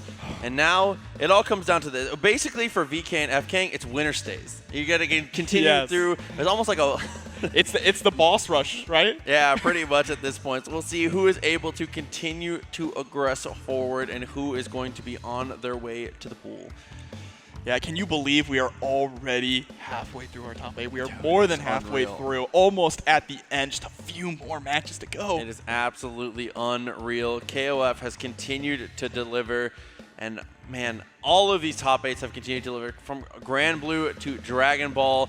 Everything has just been amazing here at CEO. Still so many games to play. A couple top 8s tomorrow, little side games going on in the Jabali land as well. It's just unbelievable. I don't know about you, but I'm going to grab a drink, grab a seat in these seats tomorrow, and just watch every single top 8 from sunrise to sunset. Absolutely. There's top 8s going on in the main room as well. I mean, we got Marvel 3 going on too. There's going to be a lot of stuff all over the place. No matter where you have yourself planted here at CEO Jobber, it's going to be an amazing time. Absolutely.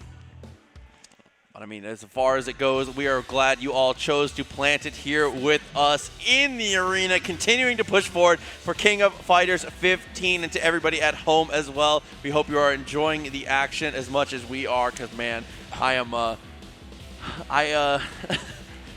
my cardio for the week. My God, dude, the heart is killing me. I hope you all at home can just get an idea of the scope, the scale of this arena. It is absolutely awe-inspiring. We have these sparklers going off right next to us, right? It scared me a few times, not gonna lie. The first time the smoke went off, I pushed my chair back. I was like, oh my God. Not the wrestling jump scare, dude. Yeah, the ring is beautiful as well, and those championship belts that all these players are competing for, crisp. And it's one of the sickest things to get to play for here. Getting to be here, getting to play for the belt, the hardware, man. I mean, CEO and wrestling go hand in hand, right? And what better way than to award our players, but with a championship belt. Looks like we're getting into our order select now. Locking in the orders here. Love to see the Joe. Oh, and Joe Iori on point. This is going to be a tough one for sure. Iori, while he does have access to that fireball, is not going to want to get into the fireball war with Joe. Absolutely. Really happy to see Joe here in top 8. So excited. I need more footage to steal. I need tech to steal, man. Show me more. And I like that ViolentKain is opting to just keep rolling with Krohnen, right? Krohnen is just so incredibly solid, such a strong anchor character. Yeah, as we said before, I mean, that's one of the greatest strengths of Krohnen is just a tournament character through and through. So consistent, so stable. That's what you really want to see when everything's on the line. Yep, here we go. That fireball game already starting here. ViolentKain is going to have to figure out how to weather the storm of these tornadoes. Oh, nice jump over. That's one way to do it. Yeah, that low hop looking really, really strong already.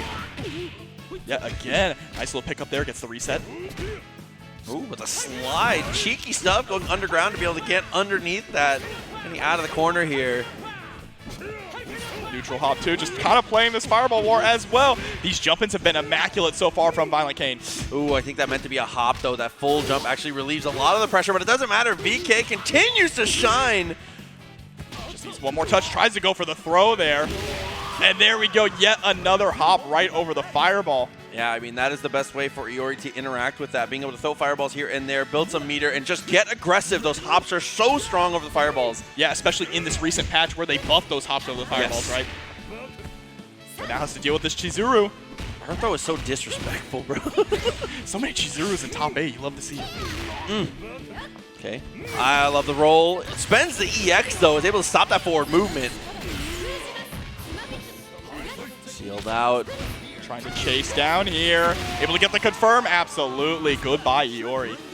FKang doing well, and the crowd loving it here. You love to see everybody coming out to support their homie.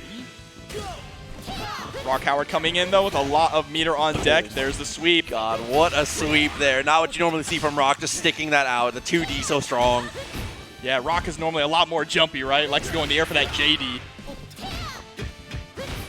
Okay. This pressure relentless in the corner. It's so difficult to figure out when you're allowed to press, when it's your turn against Chizuru. Okay, doesn't matter though. Yep. EX overhead kick, full confirm, hard knockdown, jump CD, goes. Yeah, the timing is so difficult to see. It's so hard to know what is happening in that scenario. And walks up and gets the throw, doesn't even spend the meter. Nope, watch your ankles. No, he didn't even need it. I like that. Confidence coming through, but here's the man of the hour. The most talked about character so far in this in this whole tournament, to be honest. Yeah, Krohnen is just an absolute menace. ViolentKain's, again, we've said it so many times, gonna have to be careful about these jump-ins here because Krohnen just deletes you with 1 DP. Delay, found the hit, shoots him up, very nice. 3 meters still available. Don't want to spend all of it though. You need it for the mirror match. If you don't have the threat of that big conversion, being able to spend the meter in the mirror match, it's going to be so difficult to make him respect you. ViolentKain able to escape the corner there, putting FKang in the corner himself. Hard knockdown, goes to the jumping CD. That should be a dead rock, absolutely. The loops, brother. Oh, my brother, may I please? May I have some DP loops? Go 3 meters though. Honestly, elite secured here for FKang. I mean, life totals don't matter too much when it's a 2-touch game. No matter what, it goes for the overhead, converts straight away. Not a lot of damage, but still a great situation. But you broke the rule. There's only one rule. Don't jump at him. Oh, what attack! Oh my god, down to the wire here. Oh my god, that poke was incredible. Oh, and the trade in the air. ViolentKain able to take game 1. Oh my god, I'm aging at an alarming rate, Jobber. Bro, that super OTG made me choke on my water. Oh, dude, that's your fault for drinking during a PK match. You know better. You know better. Gotta stay hydrated, though. Yeah, okay. Wow, what a sequence of events there. It looks like we're going to jump right into the next game, or are we going back to order select? The anticipation is killing me. You set the stage now. I know. The Not loading worried screen. about where we're headed. Oh, we're jumping Okay. right into it. Yeah, I love to see straight back into the action. Here we go. Man, VK just honestly directed a masterclass of Iori versus Joe in that last game. Absolutely, and let's see if they can repeat that yet again here. Starting off strong with that DP. Goes for the command run and gets tossed into the corner. Oh, EX over the fireball. It's able to take the turn afterwards. I like that. There's the taco, serving it up. There we go. I like that one hit of the record that closed the gap a little bit. Cute little thing. And I like that every once in a while, ViolentKain is opting just to neutralize the fireballs with their own fireball, mixing up the approach, right? Yeah, of course. Predictability is one of the worst things you can do when it comes to these fireball wars. What an anti-air. Just always seems to have the answer here. Try to go for a little bit of delay on the throw. FKang not falling for it, though. And there's the sweep. Fusies. The famous Iori sweep. Giving people nightmares since the 90s. Chizuru. A lot of work to do. We saw this once already, though. Is able to keep it close. It just 2D. It's the wave. And there's a chase down, able to run to the other side, though, but caught FKang in the air. And you can't escape. Every time you try to backdash just to create some breathing room against Chizuru, she just stays right on top of you. And there we go, the punish on the Shatter Strike attempt. Gonna get a nice corner conversion here with the level 1. That access to the damage here. Good match from FKang, though. I love that. Just be confident with your button. Swing out in some of those scenarios. Hop over again. Couldn't get quite anything after the fireball, though. I love the delayed pressure, too, from FKang. But just walk up EX command grab? Yes, tell him about it. Why does he have a command grab? Because it's Iori. Half the characters in this game have a command grab. Hey, come on, no, don't tell him. 3.5 meters. An even taller hill to climb, though. FKang kept it very close last time. VK trying to make it a lot quicker on this one. Yeah, trying to get that Iori OCV here. Patience was looking for that 6A to come out. Oh, but sometimes patience can kill here. Yeah, able to go through. Yeah, what do they say? Out spends the level 1. Hesitation is defeat sometimes, right? Hey, it is what it is. So, man, I mean, the climb is sometimes it's more about the journey, right? FKang, see if we can make it there, get back to this anchor position. Not looking good so far, though. VK continuing to threaten. It's going to be incredibly difficult. ViolentKain's rock is incredibly solid here, but this is a good start for FKang. Able to get some DP loops, goes for the super as well. Didn't have to meet a follow-up afterwards. Here we go. Nice for VK. On ViolentKain. Oh, trying to go for the EX. It goes underneath. What is that interaction? Able to get the low into the fireball as well, trying to chase down ViolentKain. ViolentKain's running for dear life. There's the Shatter Strike and the punish as well. FKang, max distance, able to even it up. The crowd is going crazy. So excited to see it come down to the anchor position now. FKang, huge disadvantage in resources, though, and in life. And ViolentKain knows that, being a lot more aggressive here. He tries to go for the stomp and is going to get punished dearly for it. You can't overextend, though. This is still Krohnen, even though the resources are a little bit lower. Damage will still take a toll. Good poke there. Going for the stomp. Tries to go for it again. Nice block. All right, now here comes the patience for ViolentKain. ViolentKain knows that it's not so easy anymore. Nice poke. Spends the meter to keep that EX fireball out there. Here's the confirm. Absolutely easy peasy with those DPs. And ViolentKain is going to take it 2-0. Very nice stuff. Continuing to press forward in the bracket. So well played from both players. And a huge shout out to FKang from Brazil, just showing out for the country, doing so well. This is what we love to see, the players coming through. And when you travel, man, being able to get into this top 8 position, I mean, I can only speak for myself when I say it's got to be like a dream come true, man. Being able to fight your way through, prove, show up and say, listen, I'm one of the best, give me my medal. Absolutely. I love to see international players showing up here, being able to talk to them, see what they think about the game, just watching them play. It's so great. It looks like we have a little bit. Welcome back, everyone, to CEO. We have narrowed down an enormous bracket simply to 4. It's been a long journey. Excited to be here to close out the rest of King of Fighters. I am Proxy, joined by King Jobber. It's been a pleasure to work with you all this time and to continue to work as we go through here the rest of King of Fighters. We already have our 2 players ready to go, but let's take a look at the bracket and see what we've had to look at before we go through. So many action-packed matches have already happened, Jobber. Yeah, absolutely. We are down to our final 3 matches here in King of Fighters. Of course, Pako versus ViolentKain coming up next. Both of them fighting to decide who is going to face Wero in the losers finals. And of course, Tamago sitting comfortably there, waiting for their challenger, the final boss there in grand finals. Absolutely. So this is going to be, this match here happening now is going to be the final 2 out of 3 match. After this, it will be 3 out of 5 the rest of the way. So let's see how that ends up going here. CEO 2022, well over 200 players in the bracket. Again, narrowed it down to 4. An incredible showing from everyone. But I mean, it's pretty clear here.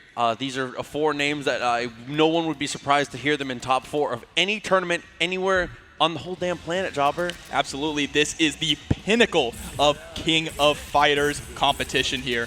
And it is only going to get more fierce as we move forward. Yeah, I mean, watching players of this caliber just gets me so excited for the future of the game. Like, the here and now is so much fun, but as the game develops, as SNK continues to support, and as things continue to change for the game, I'm so excited to see where it goes. But living in the future sometimes can get in the way, Jobber. We got to stay in the present, the here and the now. Losers semi-finals. And the here and the now is going to be Iori versus Luong on the point matchup. A tough one. A real tough one. Krohnen's second. I actually really like that. In a lot of situations, I do think this works out really well, and maybe specifically just looking for Rock versus Luong, which could potentially be a good matchup here going in. Might also think that Krohnen is good against Elisabeth Hey, as well. We'd love to see the flag draped, as we have mentioned before. Let's go, Mexico. Make some noise. Mexico so strong at the game and so strong in general. All 4 of the players here in top 4 hailing from Mexico. It is no surprise. The region is unbelievable.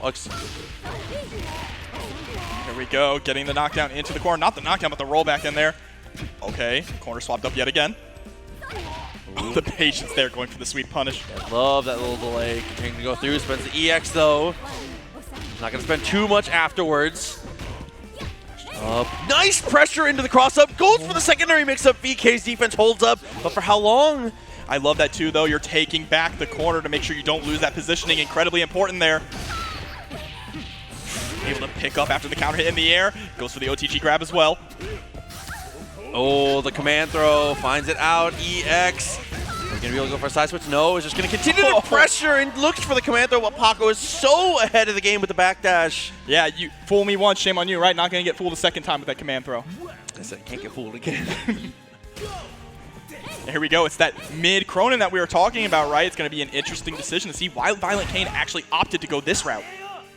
I think it mostly was just trying to see the matchup versus Elisabeth, that or trying to see Rock in the anchor position to fight off against Chizuru. But it turns out DP not quite enough to kill. Oh my God! Your expectations have just been shattered. Just away a little bit as you see your life flashing before your eyes as she armors everything. You have time to think about your mistake. Oh, you're like, oh no, dude, why did I should have stayed home? There you go, even up again though. Huge meter advantage to Pako though, really good situation.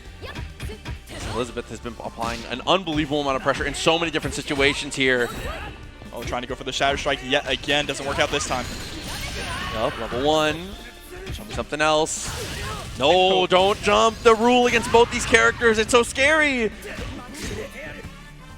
All right, there's the back throw. Able to get this pressure going with the hop in. That little stagger was so smart. VK so well disciplined to not fall for it here. Pako continues to apply the pressure, looking for that one touch to be able to dump the meter. This might be it. Absolutely. Are we going to see even more? Level 1. Not quite enough, but chip is a factor here. Rolls through. Beautiful checkmate situation. Absolutely. Even if the orb doesn't chip him out, being able to go for the pressure afterwards there. VK just kind of in a rock in a hard place, you know. Max mode available though. Speaking of Rock though. Don't see it as often. Shut up. Don't see it as often from from Rock coming out though. He's better at just spending meter himself, not really needing to go into the max mode. Oh, almost gets the anti-air low there. Not quite able to confirm. Oh, jumps right into the orb, trying to go for that jumping CD. And Pako letting off the gas too to just create some space. I like that though. As Elisabeth, you're willing to. There's the rising tackle. Swings. Oh my god. The hook. Jumping CD yet again. Runs up, gets the low. Able to get a confirm here as well. Not quite enough to kill, but yet again, we talk about that chip damage. And there it is with the elbow. Normally, I'm not a big fan of greeting out for the meter there to try and save the resources, but VK looking firmly in control. I trust the judgment. That has to go up against Chizuru with 3 bars on deck. Starting off strong with that neutral jump. CD gets the punish here. Block and punish. EX overhead kick. So much damage with the level 1. Oh, the trade. Oh, Chizuru swings immediately on landing here. Rock kind of in trouble. It's going to potentially get sealed. And now this is an issue. Even if VK is able to find some kind of reversal touch here, what's he going to do with it? But there we go, able to survive the timer. Spends the quick mode to get that pressure started here. Able to get the low. Are we going to close it out? There we go. Able to close it out with the DP. I love to see that, Pako. The emotion, the fist pump. So excited to be in it. And now, as we've said, this is the final 2 out of 3 match. So Paco's put himself in a great position here, being up 1 VK. 2 in a row against anyone is difficult, but against Pako. Yeah, and you know, Chizuru being able to seal your special moves is such a unique advantage against ViolentKain, because ViolentKain is known for such great wake-up reversals, right? Yeah, absolutely. That and just DPs in general. The skies are always protected when ViolentKain is around. Okay. Oh, unfortunate situation. Pako puts herself into the corner. Yeah, it's more honestly just a better dash under from VK. Really, really smart. Tried to throw the fireball. Is able to block, though. A scary situation that ends up in his favor. And okay, little trip guard with the sweep, but there's the jump over. Mix-up begins. Yeah, Pako has pretty much been going for that the under cross under mix-up every single time now, and it hasn't worked out. I want to see Pako switch it up just a little bit there to catch ViolentKain sleeping at the wheel. Okay. No, looking for the sweep. Gets beaten out in the footsies, though. Backdash into CD. Beautiful stuff. Tries to go for the crossover, but there's that wake-up DP we were talking about from ViolentKain. Yeah, able to swap it over, knowing that was going to work out there. Goes for the frame trap. EX does not connect. This is a heartbreaker. Yeah, exactly. Capitalize on that mistake from ViolentKain with the level 1, the run-up throw as well. There's the cross-up, too. So nasty. Oh, very well played there to close that one out. Okay, Krohnen back in again. Krohnen second looked really, really good here. I'm still having nightmares about armoring 5 hits of drill arm, dude. Flashbacks right now. Ooh, perfectly spaced there. Just a hair away. Not quite able to connect. Still pressuring on, though. If ViolentKain is not deterred, though, still throwing out that 6A drill arm over and over, right? Like that. I mean, Pako has represented the Shadow Strike in a lot of good opportunities, but honestly, like, kind of coin flipping it here at this point. The DP does not connect, so the waste of the meter is huge. But there we go, able to recover this time, getting the loops and closing out Luong. I mean, if it doesn't work the first time, try again. Yeah, you can make it work, you know. That's the Krohnen special. Just do it again. Come on, dude. 2.5 meters. Pako closing that gap a little bit. Already buying a decent amount of space here against Krohnen, but he goes for that short hop. So scary. Oh, there's the roll through into the throw punish. Came out. Tried to roll backwards. Had to punish. Couldn't get it confirmed. A little too far. 5D. Good opportunity. Gets the hit. Doesn't spend any meter, though. Yeah, Pako is fishing out a lot here with these 2 Bs from Elisabeth, trying to get some offense started. But here we go. Even more DP loops. Spends the level 1. Half that life gone off of 1 opportunity. Potentially on the touch. We'll be able to build another one. VK. See how he works it out here. Pako again sitting on an immense amount of resources, but not being able to really access them. It's tough. Yeah, you see being really patient there with these backdashes, and there's the DP. Didn't quite have enough meter to close it out there, but gets the sweep. Ooh, dashed up for the sweep again. Pushed away, 5D looking good. There's the space out. Yeah, these backdashes are so on point, showcasing why ViolentKain is a top player. Now or never. Ready, go! Okay, backdash right away. Pako. One problem that we saw with Chizuru on anchor for him was not being able to have access to being able to set yourself up for situations to spend that meter. See if we can remedy that a little bit here. Yeah, starting to create some space as well. Backdashing. Throwing out the clone. And this is what I'm talking about. The fact that you have to guess which one is actually the real Chizuru, it makes you scared to press, right? You don't want to whiff something and then immediately get punished when she has 5 bars on deck. Absolutely. The resources could not be higher. What a poke. Or the solution, hit both.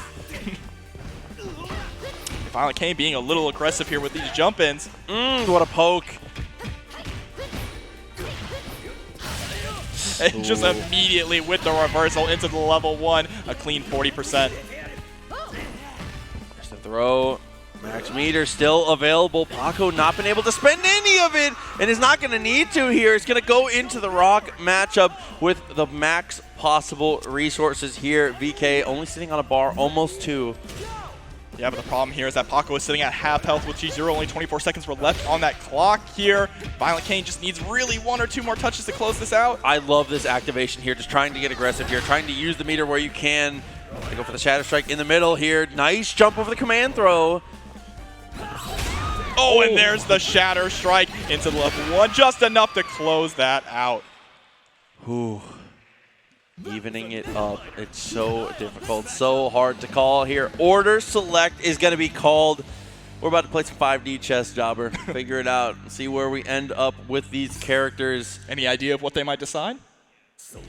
I think that Chizuru is going back on point. I think that Luong looked really good when she had the opportunity to spend the meter. It's been really difficult to find the spots for that. But He's listening I to you wouldn't. right now. I wouldn't be upset with any kind of switch. He knows best, right? Obviously, this guy is a champion for a reason. Yeah, absolutely. Let's see if he takes your advice. What do He does I have know? 1 year open. What do I know, dude? And there we go. Luong It's gonna is be going it's on gonna, point. it's gonna be a little bit of a swap though. It's gonna be Elisabeth to the anchor here. So we're gonna activate Elisabeth here with the meter instead of the Chizuru, which I do like this as well. Same order coming out from BK. All right, jumping into the final game between these two here. Tensions are high. I'm stressed. I'm so stressed. You and me too, buddy. Here we go. Point matchup gonna decide so much. The momentum can be started or stopped this early on. VK looking very aggressive. Pako not phased by it though, playing really well in this footsies game. Yeah, a little bit short on that jump in there. Pako able to land the hit, pushing ViolentKain to the corner and keeping them there. Is able to get the 2Bs as well and get the confirm. Stop. Pako blocks in a row, dashes up, good contest. Yeah, right underneath the 5A2 there from Luong. Ooh, whipping 1 record just to close the gap and gain a little bit of meter here. 1 bar. DP traded. Shadow Strike is blocked. Wow, able to actually still catch him. Wasn't quite a punish, but caught Pako trying to do something there. Still counts. Still counts. Yeah, we take those. Absolutely. Next character on, Chizuru. Something here. Good anti-air. Push to the wall already. Got the sweep. Was able to close a little bit more distance, but Iori now free to roam. Yeah, Chizuru has kind of been the story of the night. So many strong Chizuru players showing up and showing how incredibly powerful she is in this version of the game. Goodbye, Iori, able to get the punish on the block DP. That's another thing we've seen from a lot of players. When you're at that pixel of life left, going for that big reversal here, not spending the resources though, just seeing if you can break yourself out of it. It's a good decision. Yeah, saving it there for Krohnen. Looks like Krohnen might dump it here now. Absolutely with the level 1. And just immediately run up, keeping that pressure established. Got to keep it close, stay close enough to threaten that overhead, keep her from being able to set up that pressure. Oh, gets caught just trying to move forward there. That's one option Pako really hasn't gone for, sending the jumping clone in. Rolls through. Read on the movement there. Oh, the delay doesn't follow up this time. What a read. VK, but the decision is so sick. With just the very right at the maximum height there too with the super. The next time the situation comes up has already adapted. Man. I mean, that is top level King of Fighters gameplay, and we are at set point right now for ViolentKain. Just needs to get rid of this Elisabeth, but Pako has a full stick of butter. Yeah, I might see that light arrow coming out here soon. Hold it out. Go for parry there. Oh, big jump in, puts themselves into the corner. This could be detrimental, exactly what Pako needs. Yeah, tough situation for sure. Couple good hops in a row here from VK. Poking out with the jab. There we go, though. Spending some meter, it drops. No, 1 meter down the drain. Still plenty to use. Potentially a little bit of a mental breakage there. Yeah, that might have been a nerves option there. Trying to roll back. He's able to get the low, but there's the Shatter Strike coming out for ViolentKain. Drops the confirm. That's okay. Wakes up with the buttons here. Pako back in this. 1 more touch. Dashed up for the throw. It does not work out. VK ready to swing. And that should be it. ViolentKain taking it with the pop-up too. Let's go. Love to see it. Jumps up, popping off to the crowd. Well deserved on this position. So well played. Now ViolentKain has to run the gauntlet, though. And a huge shout out to Pako, man, playing so well, just securing themselves. An incredible showing. Fourth place, nothing to scoff at. That's just so well played. But VK, man, I said, bring me my next victim. Yo, ViolentKain definitely showing the more violent side right now. Absolutely. Definitely the former more than the latter. We love to see it. Holy moly. And next up, it's going to be Wero up against ViolentKain here. Yeah. But like I said earlier, ViolentKain has to go through the entire gauntlet now. No more stopping. Has to play all these games if they want to win this. And this is one of the scariest things to do in this situation is potentially run out of gas. It's a lot of games to be played here. You can look at it from the perspective of staying warm, staying active, keeping your mind in the game. So let's flip over to the back, though, as we see the path that VK is going to have to continue to tear. As we move forward here, already taking the stop over Pako.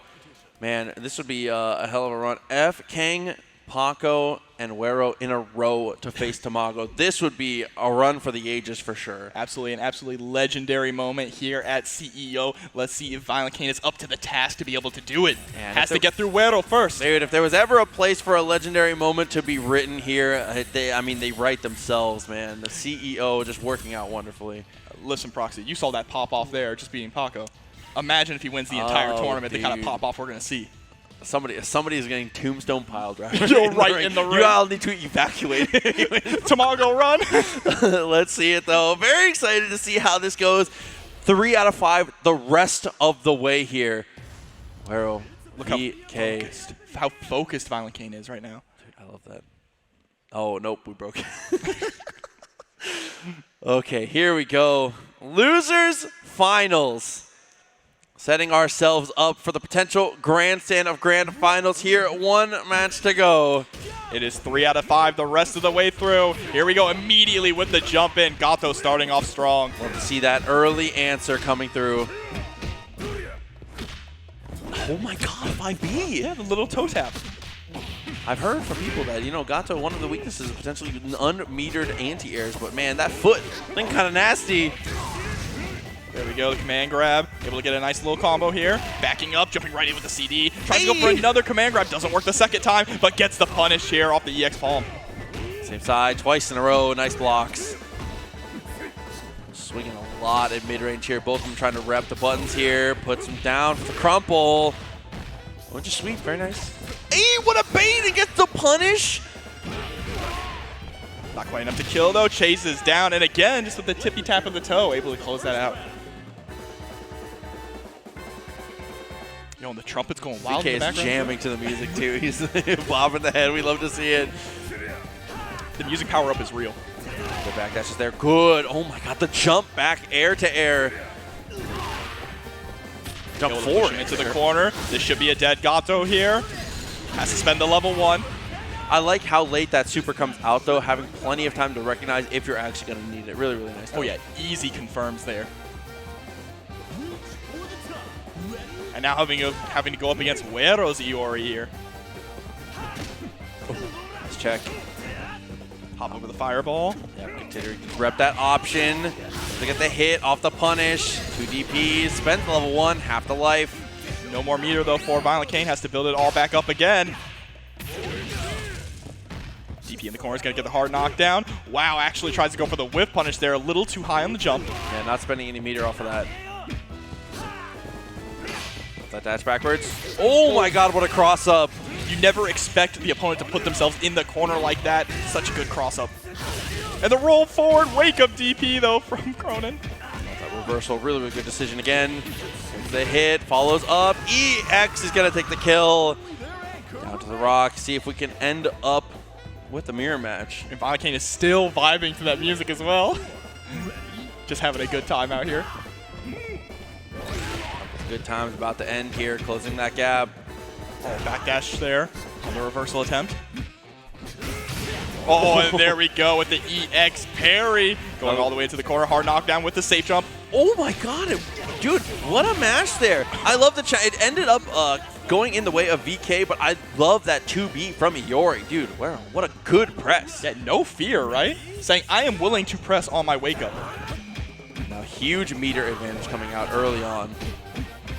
VK pressed to the corner already. Dude, walked him down so quickly. Wero's command of positioning has been unreal. There's the throw, pushing Wero back to mid-screen now. Oh, jump in C, but not able to get quite a confirm off that. And wins all the stage positioning again. Guard cancel roll out. VK buys all that space back. There's a quick activation. Goes underneath. Nice block on the cross-up, though. Yeah, ViolentKain is having a hard time landing a hit to establish their pressure and their neutral here. Just kind of getting whittled down by Wero right now. There's the EX. Spend a little bit more bar. Not quite enough. Level 1. Oh my god, tried to go for the big overhead kick there, but ViolentKain waking up with that DP. This is their moment. They can't let it slip. Tried to go for the rage run, but dude, the answer straight away, the rising tackle. Rage run is, I think, very underutilized. The places where it is exceptional are a little niche, but man, yes, there's been a lot of players showing it really, really heavily off this weekend. Yeah, you can't present it too much, right? Yeah. Because then your opponent will have answers for it. Because it's not the greatest move, but like you said, situationally, if you can just pop it out at the right moment, it can take an entire game. Yeah, even players using it on point for other things like, I think it was Ed, shouts to Ed playing Rock on point, was low crushing people with rage run overhead, like, consistently. Disgusting. All right, Legato again starting off the pressure early here, just like last game. Oh, poke. Close but not quite.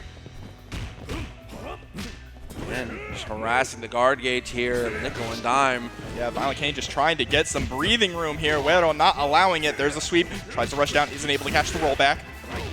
But gets a nice confirm here. Okay. Oh, next command grab again. DP in the corner. Oh, just throw. I love that option. Able to actually catch the roll through as well with the 2B.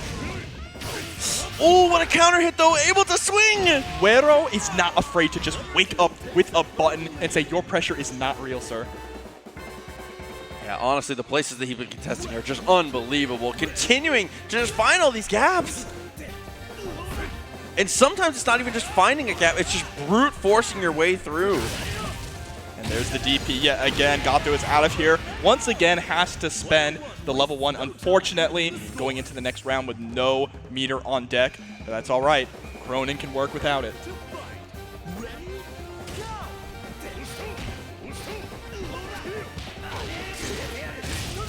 All right, able to get one DP in there. Tries to go for the 6A drill arm yet again. And the movement here is just 4D chess next level. There's the EX Fireballs, able to get a nice confirm here. DP for the hard knockdown. Yeah, guard cancel roll so strong there and swinging back again. No fear in the slightest. Krohnen with meter. Oh, who is he? Not too worried about it. Finds the command throw, continuing to harass. So many EX command grabs coming out from these Iori players tonight. And there's the stomp. Oh, wake up DP as well. Not quite enough to kill, but has to jump over the fireball. And the trade is going to get rid of Krohnen. We are down to rock for ViolentKain. What a wonderful way to bait that out, to guarantee the jump situation. VK got to do this with the rock. VK, be wary. You know he loves to go for the command throw. So often when he finds these knockdowns, it'll be that low throw situation. You'll be so worried about the block, and then he just grabs you by the legs. Yeah, but there we go with that standing low. Able to get the knockdown as well. Safe jump with the jumping CD, and there it is, speak of the devil. Listen, I'm telling you, he's just so consistent with it here. Might do it again.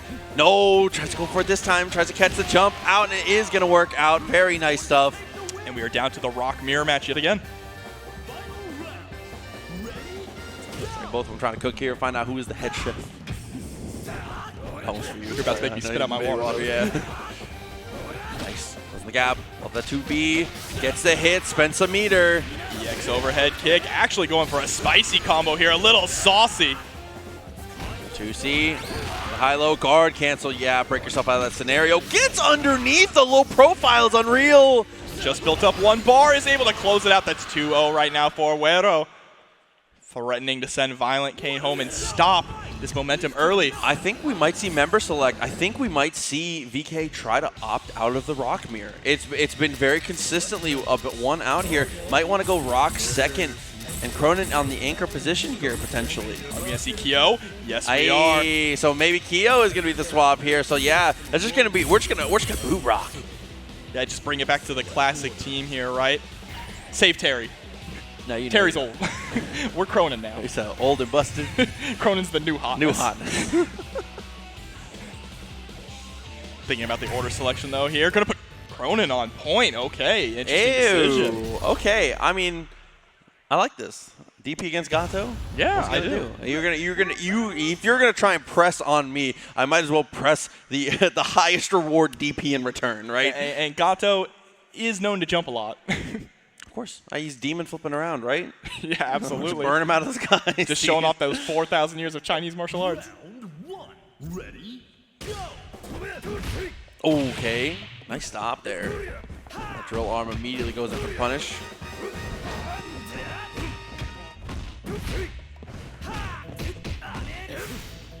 Okay, was looking for the fireball. Didn't quite get anything off of that. Nice anti-air, though. Looking quite even here as well. No one able to really get any pressure started. That 6A though, wow, what a roll through. Not able to get quite a big punish though on that. Jump in, the palm to keep the pressure and keep you safe. Honestly, so far, the threat of Krohnen and what he's able to do has been helping out so much as the damage is about to come through. Wero has been commanding the grounded space and has been doing such a good job of walking down VK. But with the threat of what Krohnen brings to the table, VK is doing an immaculate job of just fighting it out on the ground now. I see the vision. Absolutely. Whenever Krohnen is on the screen, you are forced to play Krohnen's game. The threat of that DP into half your health being gone is so devastating. And the other confirms as well, just being able to space out with the drill arm, going in for the slide. So many options to be able to come through. Nice block. Able to block both the tacos. Okay, ViolentKain, but there's the confirm into the quick max cancel. Level 1 coming out. Might go for the climax. Absolutely is going to. It's going to be very... Give him the screech. I love it. Love the crowd. Oh, nice block! What a call out! The fake out on the taco there for the safe jump. My brain is expanding right now. I feel like I just learned a lot about myself, Jobber. Just wait. Nice use of the 2B. Turn back. Nice jab. Couple tough situations in a row. Need to follow up, but there's the DP. Light DP also to make sure it's a little harder to punish in case they got blocked. Able to block the taco this time. Scratch him. There we go. Very nice.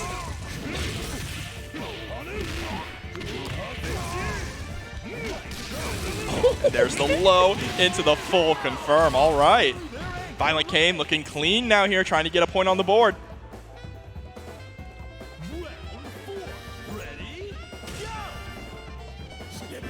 You see the patience too, just kind of approaching there with the 2B, seeing if Wero was going to be a little bit more aggressive at round start. Oh, I love using that elbow. Just get yourself a little bit closer here. Block the meaty fireball. Good DP in return, though. No jumps for free. Gets the OTG with the grab. Tries to go for the run-up low as well. Wins the ant. Oh my god, there's the wake-up DP. Yeah, rising tackle. So good at covering all of these options. Continuing to stop all these reckless jump-ins here. BK kind of put in a tough situation now. The level 2 takes the kill. Absolutely deleted, and we are down to set point now for Wero. But the hero of the story has arrived. Kyo Kusanagi. Not only Kyo Kusanagi, ViolentKain's Kyo. Can he keep ViolentKain alive? Wero looking so strong, though, continuing to dominate in these situations. Shatter Strike kind of ignored there. Guard cancel, push out. You still have 1 bar to work with, nearly 2. Okay, 5B, I like it. Hit, push to the wall, jumped in. ViolentKain was expecting the low there. The threat of the command grab is so high in those cornered situations here. Got to be careful. Nice jump back. There's the run-up throw as well. Oh, tries to go for a run-up throw yet again. Jumping CD. The pressure is on. No! There's the punish. ViolentKain is going to stay alive for 1 more game at least. Still in this Never giving it up. The whip on the level 1. I respect the attempt. You have some games to give, but this is not the type of player you want to give some momentum to. Absolutely not. ViolentKain will take that ball and roll with it.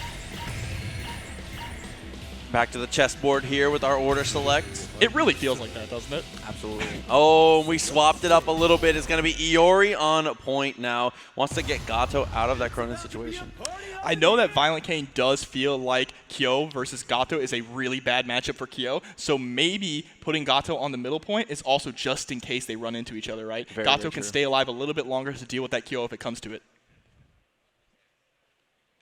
Round 1. Let's see. Ready? See how it turns out. See how they handle it. Check the fireball. 2D. What a sweep. Continues to apply a good amount of pressure here. Is dashing over through the fireball. And yeah, press to the wall. I like this a lot. Continuing to dominate even with the Iori, but they're a little bit deep on the jump in. Oh, was able to just get that close normal as well here. DP gets a hard knockdown. Tries to go for the late overhead mix up there. Oh, got the EX grab, a little bit of reset. Ay, the movement is so quick. Looking at the buffs. That was a hell of a shimmy. Show me the passions. He's so fast. Oh, nice counter. Yeah, and you were talking about that chess play, right? Wero organizing the pieces here where they are in such a substantial lead now, able to get rid of Krohnen, who's such a strong part of ViolentKain's team. Oh my god, what a confirm. Good use of that. Rolls underneath. The DP is baited. Optimal punish there with the jump in. Saved the meter left over. ViolentKain gotta fight out of this. Tried to go for the command throw. This would be unbelievable. Kyo against the world. Full health team.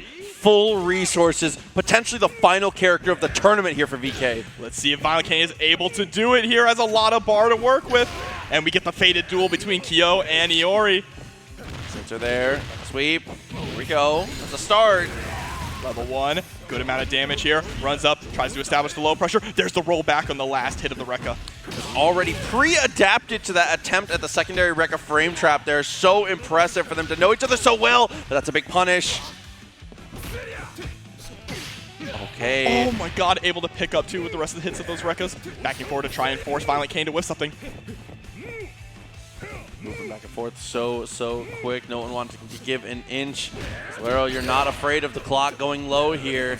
The less health BK gets, the better, even if he does win out this point war. All right, there we go. This is a start here for ViolentKain. Now only has to deal with 2 more characters. Gonna get a nice smidge of health back as well for Kyo. Look at how much meter he saved. He only had to spend like 1.5. He's still sitting on 4, looking so healthy here, and that is so, dude, that's the VK we know. DP into the super. This is the terrible matchup that ViolentKain was talking about, though. Let's see if they can overcome the demon that is Gato. Looking pretty good so far here. Oh, drop the combo. A little bit of nerves there, possibly. Guard cancel, didn't matter too much. Jump CD neutral, continues to press to the corner here. All right, jumping CD is going to get the knockdown. You get another mix-up here. Goes for the low option. Another jumping CD. Tries to go for the raw overhead. Not going to work. Wake up DP from Gato. Oh, dash backwards. Give up the space. Drops the combo. Counter hit on the CD. Continuing to press here. And there's the confirm. Gato is gone. Proxy, I'm a believer. Way. There's just no way he does it. I think everyone here in the arena is a believer as well. And ViolentKain, look at the life total, has the lead in meter. This is completely doable. We might get a game 5 here, and that's a great way to start it. Shatter Strike on the anti-air, spends the meter. Goes right into the level 2 as well. I think that's a great call here. Dashes up, pressure's on, guard cancels blocked. VK, he has all the answers right now. Not able to get the confirm off the 3D. There's the backwards. Wero able to get a nice confirm. This is going to do a grip of damage and push towards the corner. This is a good situation. Oh no, missed the opportunity for the mix-up there. Shatter Strike happens again! ViolentKain is able to stay alive, tying it up 2-2 here with a reverse OCV with Kyo. Unbelievable. Oh my god. What is happening here? How does this keep happening? How does he do it? He's feeding off the energy of the crowd here, Proxy. Oh my god, the murder's there, dude. Look at it.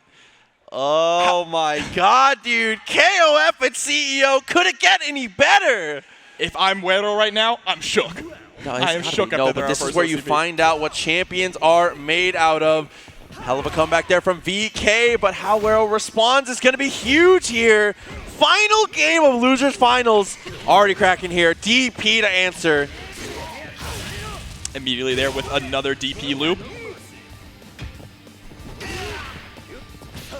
Run up, tech the throw. Backdash is from both players, playing a little cautious here.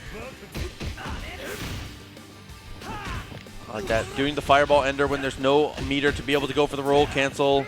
Wero's been so consistent punishing that fireball. Yeah, I see. There's a jump in. The guard cancel rollback is going to get punished as well. ViolentKain riding this momentum right now. Just put himself in a terrible position with the guard cancel backwards. I think maybe with an execution error on that one, potentially meant to go forward, but here we go. Gato in next. The sweep, dashed up. The jump over, the low crush, very nice. But again, Wero waking up with the buttons here. Confidence is not deterred. And there's that jumping, going to get a nice confirm off this with the DP loop ender as well. Gato already down to half health. Look up, what a mash!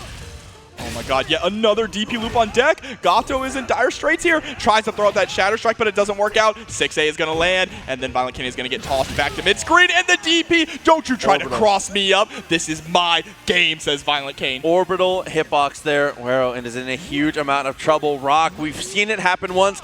I feel like I just saw this on the other side here. It's more than capable. Oh, Wero, this is how you start it. Gotta save as much meter as you can, though. Be frugal. Something has awoken in ViolentKain right now, able to stuff out the Shatter Strike again from Wero. Aye, okay, got the toss. Keeping it a little more even here. Spend the meter. Krohnen is gone.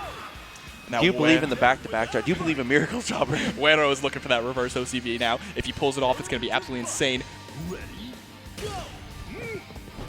The jump over, nice air-to-air.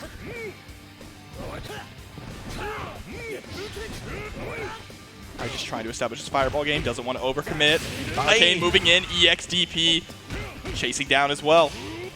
Oh my lord, into the level 2, the ViolentKain special. Tough situation coming ahead, though. Nice tech. Got the jump in. ViolentKain headed to Grand Finals. What a way to open that up. Oh, VK. Proxy, ViolentKain is having the run of his life right now. It's just unreal. It's just not fair. Wero, dude, huge shout-outs. Everybody, please give it up to Wero, though. Huge shout-outs. Third place. Incredible showing. Incredible player as well. Oh, man. But now, a huge bracket. So many players coming through. We've brought it down to 2. Let's take a look at the bracket one more time to take a look to see how we got here and where we're headed in the future. The grand finals is going to be coming up. Tamago and VK. This is going to be absolutely nuts. VK has been running through this bracket here. First, it was Pako. Then it was Wero. And next in ViolentKain's sights, his next victim is looking to be Tamago. But it's not going to be easy. Yeah, ViolentKain needs to reset the bracket and win 2 times here. Yeah, I was going to say Tamago not looking to be a victim here. Trying to cement himself, take home CEO. Coming from the winner's side, has some games to play with. But as we've already seen, if you give VK any room to work, it's going to get messy. So Tamago doesn't want to see a reset here. Yeah, absolutely. And I want to know, CEO, who likes ViolentKain? And who likes Tamago? A little split All right. evenly down the middle. Excited to see for both players. Two fantastic players, 2 just wonderful community members. So excited to get to see them battle it out. And yes, sir! Yes, sir!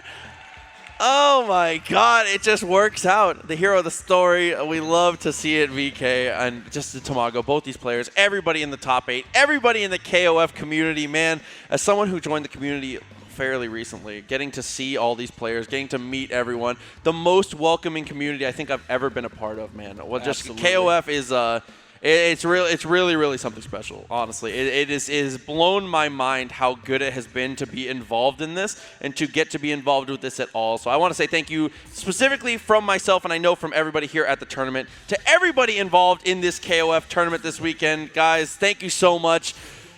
Let's cap it off. Grand Finals. Yep, Tamago and ViolentKain. This is going to be, yet again, in the immortal words of Jim Ross, a slobberknocker. Had to sneak it in a second time. One more time for the road. Oh my God. Button checks are rampant. We are ready to go. Deep breath, take a swig of water. Everyone stay hydrated. You're right. Good idea. Well, you know, Jobber, that's a great idea. I'll take a little water. Cheers, of course. Dude, hey, there's nobody I'd rather be sitting with. Thank you for hanging out with me, man. Absolutely. Okay. I need one more. I need two. One more swig. I got you. And we're going to have 2 Krohnens on deck here. Iori Kyo Krohnen and Rock Kula Krohnen. Kyo on point, facing off against the Kula. Kula, man. The Ice Demon, bro. The Ice Demon. VK is radiating some very strong protagonist energy right here going against the final boss that is Tamago. Grand Finals from the winner's side. Tamago on the losers, VK. 2 sets to win here for VK. More than doable, but against Tamago, a tough task for sure. CEO, make some noise. Grand Finals. Let's get it started. Immediately, Tamago starting off with that jumping CD and gets the throw. Going to establish some pressure here in the corner up against ViolentKain. Okay, pressure on. Get that little neutral jump, but somehow threads the needle on the jump forward. That neutral jump was specifically to snipe that. How did he do that? Absolutely. Ending the record there with the DP. And the EX Tatsu going to get that hard knockdown with a wake-up throw from ViolentKain. Okay, little staggers there. Push the corner. Nice trade. Heavily in VK's favor. Continuing to keep this corner pressure here. Gets the throw back to mid-screen. Empty jump low into the EX Tatsu. Full confirm here as well. Dude, her jump arc is so difficult to deal with in those situations. So hard to tell where she's going to end up. I know, and it's so back and forth, and even in life, it's a song of fire and ice between these two right now. And there's the DP. Not quite enough to close it out, but you're in chip range. And there it is. You know, I feel like the fire character should knock her guard gauge down faster. Hey, you're talking crazy talk. Okay, I'm sorry.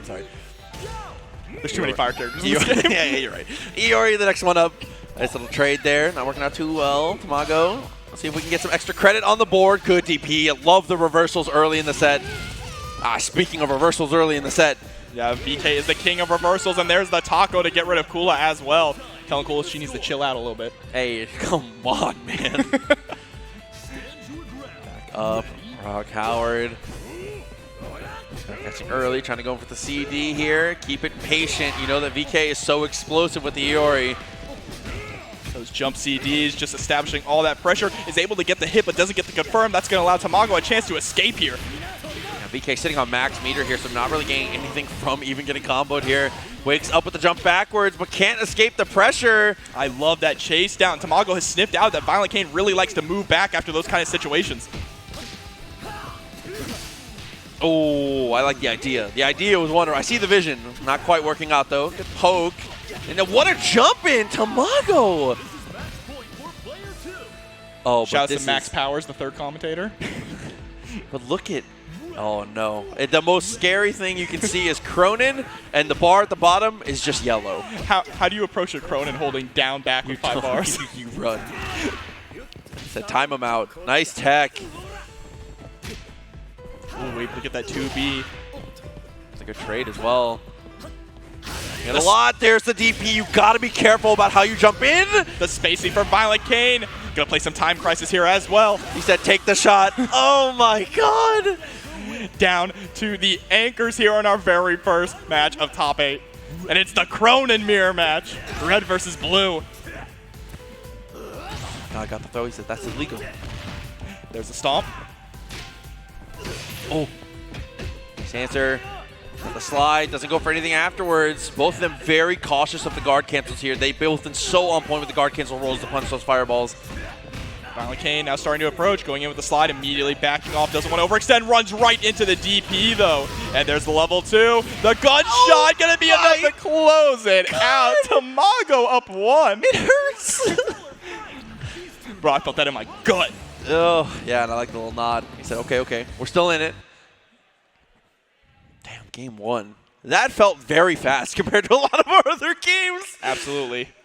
Oh, I mean, this is grand finals. Both these guys are eager to win right now. Let's see him talking out. He said, run it back. Round 1. Ready? It looks like they agreed. Yep, they're going to go back. They are going to head backwards there. I don't know if that's character or member select, but we are going to head to the menu. It's just going to be member select. So we're going to change the orders up a little bit here. Let's see what the switch up is going to be on ViolentKain's side. Krohnen in the middle. Okay, Iori on anchor. So one thing that I've seen a lot from people that seems consistent, I saw it first with Reynolds. We saw it at DreamHack. Yes. Characters with 2Ds that can outpoke the range of the DP coming out from Krohnen seem to be the matchups that people look for. Yes. That's what we saw Reynolds do to answer it with Clark, was just 2D the movie. Absolutely here. So maybe trying to look for the same thing here for Iori. We'll see that in the future, but for now it's going to be Kyo versus Kula once again. Oh, the patience there as well. Standing CD though coming from Kula. There's the 2 Bs to get the confirm. A wake up DP yet again from ViolentKain. Skating up, 5P, not much afterwards. Just resetting the neutral, I like that. That's so quick. She's so quick when she jumps in and gets those 2 Bs. The low is just it's unreactable, dude. Yeah, able to find that in, but ViolentKain waking up with 2C there, no fear. Jump over. Like that roll away, reset the neutral here. Tamago's done a really good job of skating in and out, being really, really evasive. Continuing to search for these pokes wherever he can. The DP comes out into level 1. All right, just wakes up that EX Tatsu, able to get the hit there. EX Tatsu yet again, it follows up with a projectile to catch ViolentKain. Ooh, but the DP is going to pay dearly here. Not enough to kill, but still a terrible situation. Oh no, misses the jump over there, and Tamago capitalizes, neutralizing Kyo. Tamago continuing to ride the wave here, keeping this momentum. This was the swap that VK was looking for. Having Krohnen second here, got to deal with some of these issues before they become bigger issues here. Want to specifically seek out facing off against the Rocket, looked like. Yeah, you see there's just a run-up throw, putting Kula into the corner. Good positioning right now for ViolentKain to be able to close that out. Absolutely done. Bring in Rock Howard.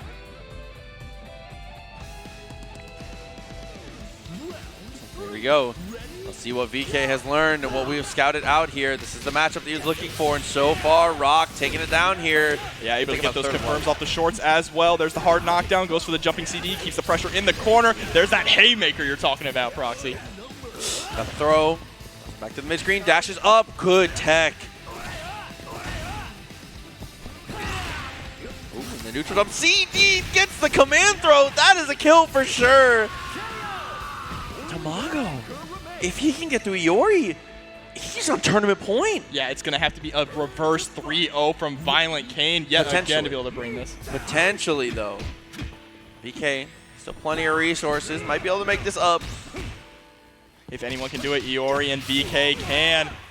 But Tamago's not going to make it easy here. Able to get the knockdown. There's the safe jump yet again. Not looking good early into this. I like the DP, though. Try and change the momentum into your favor.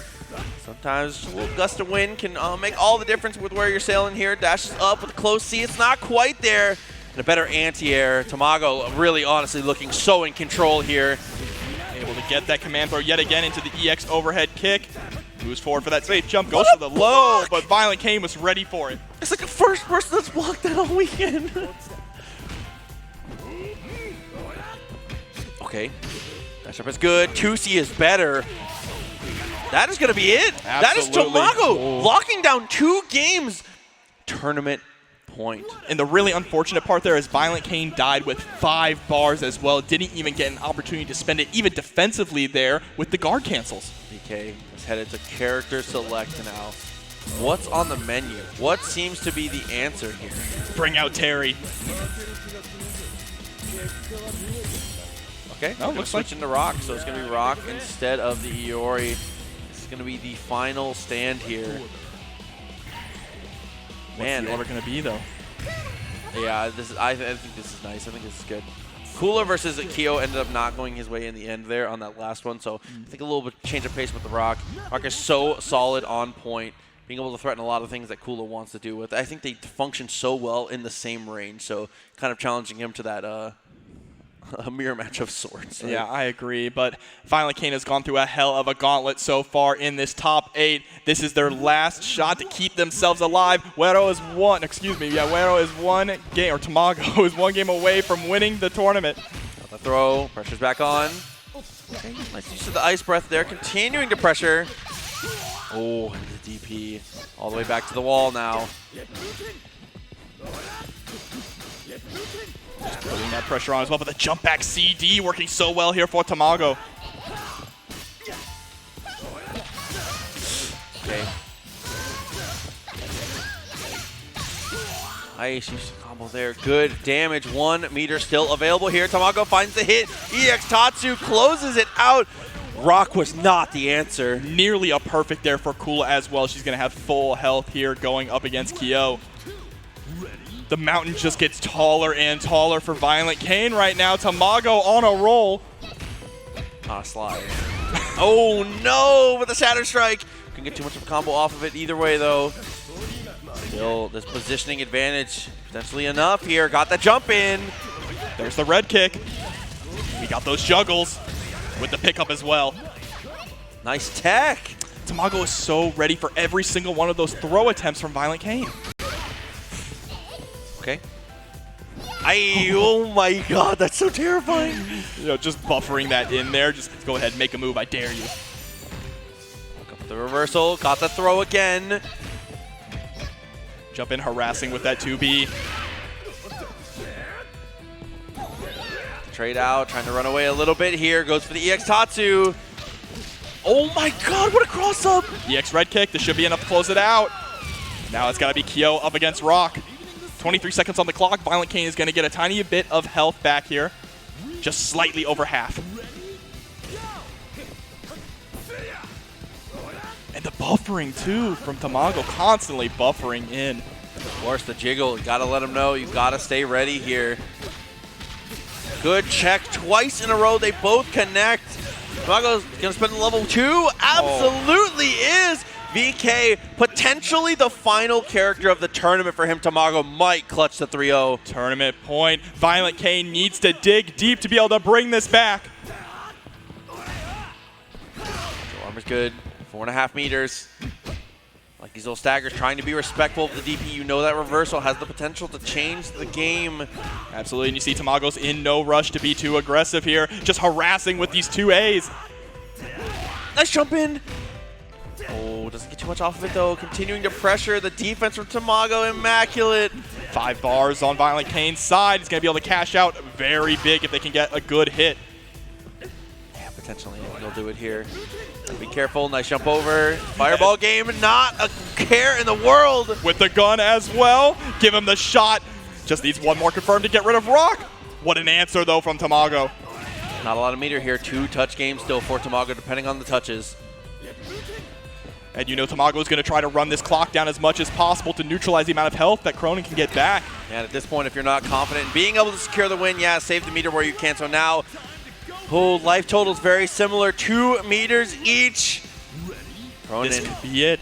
running from Tamago, could potentially clutch the tournament here. Or is VK going to start to ramp up the momentum? Tries to go for the overhead. There's the stomp. There's the DP as well. Builds up enough meter for even more. Holds on to it here. Just gets the super DP. Yeah, just going to wait a little bit. I like that a lot. Got the poke. Gets the hit. Level 2. That is it. Tamago is going to be your CEO 2022 KOF 15 champion. An incredible showing. Incredible dominating showing from Tamago and an incredible run from ViolentKain as well, securing 2nd place here at CEO.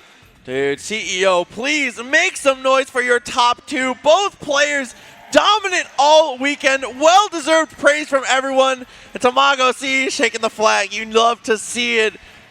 Dude, the pride coming through. We love it so much. An incredible showing from all the players from Mexico this weekend. But Tamago is going to be the one to come out on top. Man, What a showing, and so well deserved.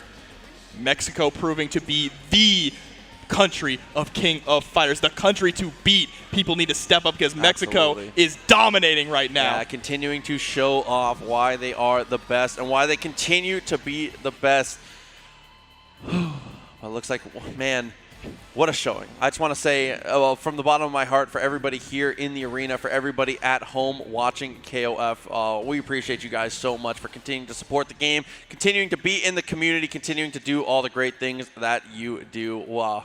I can speak for myself when I say I love you all very, very much, and I'm very happy to have been accepted into this community and to get to have this much fun with this many amazing people in the arena. Thank you, guys. Yeah, it's been an absolute dream come true to commentate top 8 CEO here for King of Fighters. And, you know, the future of King of Fighters is incredibly bright. Yes. We didn't even mention it once during top 8, but we have Team Cooler Orochi on deck. Cooler. Yeah. You thought Clark was bad. Just wait until we get Orochi Yashiro, right? Yeah, very true. But we are getting our players pulled together for the awards ceremony currently. We'll have that ready in just a moment. Very excited to get to see everybody wear their gold. Man. I just want to say again, thank you for joining me. Thank you to everybody. Thank you for supporting. Thank you to SNK for continuing to support this game and push out good content and continuing to do the right things. Man, I love KOF. Dude. I do too. This game is I love this game so much. So dude. incredibly watched, so easy to commentate as well when it's this hype. They just give you the energy. Absolutely. Man, shouts to, again to Bailey, all the TOs, everybody who has made this possible. It is humbling to be able to be involved in something this great. Yeah, the lights going off, the pyrotechnics, it's absolutely crazy. They have stepped up their game year after year here for CEO, and it is the premier fighting game tournament on the world. Make sure you come to any CEO you possibly can if you're sitting there at home. I hope this has convinced you. Yeah, absolutely. Well, I'm very, very excited to get to see more, and potentially, I mean, we got a little trailer coming up later tomorrow at the end of the stream, so there's going to be a little more information coming up when it comes to CEO and CEO events, so it's going to be very, very cool to see. Absolutely. Man. But it looks like we're about to throw it over to the ring for our awards ceremony, so you guys can see that beautiful, beautiful CEO title belt. Still gathering our players, you know. Oh, yeah, we got to get them all in. Yeah, of course, of course. I mean, that was one of the things that was going on is Justin is still in Street Fighter. Well, he's in there. He made it. Okay, there we go. Nice, nice, nice. Yeah, Justin juggling KOF top 8 and Street Fighter as well, which is why we had to play the winner's side first. Yeah. It's very fun to get to see. We love to get to see the players being successful on so many different levels. Man. Absolutely. Look at them lining up. They all look so proud. I'm proud of them. Seriously. What am I, their dad? I don't know, dude. I don't know. I wouldn't call it that far. No. Looks like we have everybody ready to go. So we're going to head back over to the fantastic MC work of Nothing coming through again for the awards ceremony. So take it away in the ring.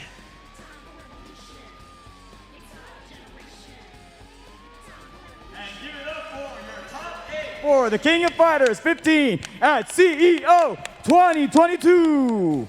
In 7th place, Romance. Also in 7th place, JuiceBox.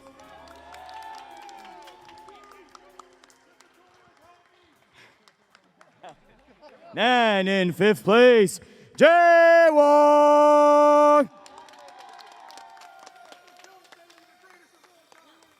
Also in 5th place, it's FKang.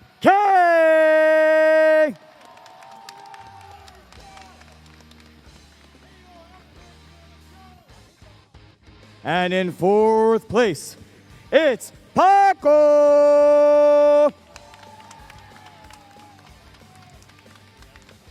And now for your top 3. In 3rd, el Wero Asamiya. And your runner-up in 2nd place, it's ViolentKain. And in 1st place, your CEO 2022 champion is Tamago.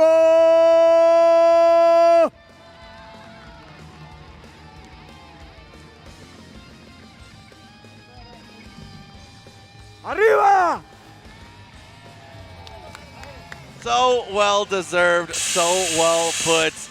Man, what a tournament. Getting to see him raise the hardware again. Broken record, but dude, it is just so unbelievable to get to see all of that work out. And it's so unbelievable to get to see CEO continue to shine, continue to do the things that it does, and then continue to just have the great tournaments that they do. There's been a lot of good things here at CEO, and I have had a blast. Tonight, I believe this is going to be the finish. Tomorrow, still a ton of action to come. Absolutely. Robert, it's been a pleasure. It has absolutely been a pleasure, and all I have to say to the folks at home and everyone here is CEO, KOF, forever. Have a good one.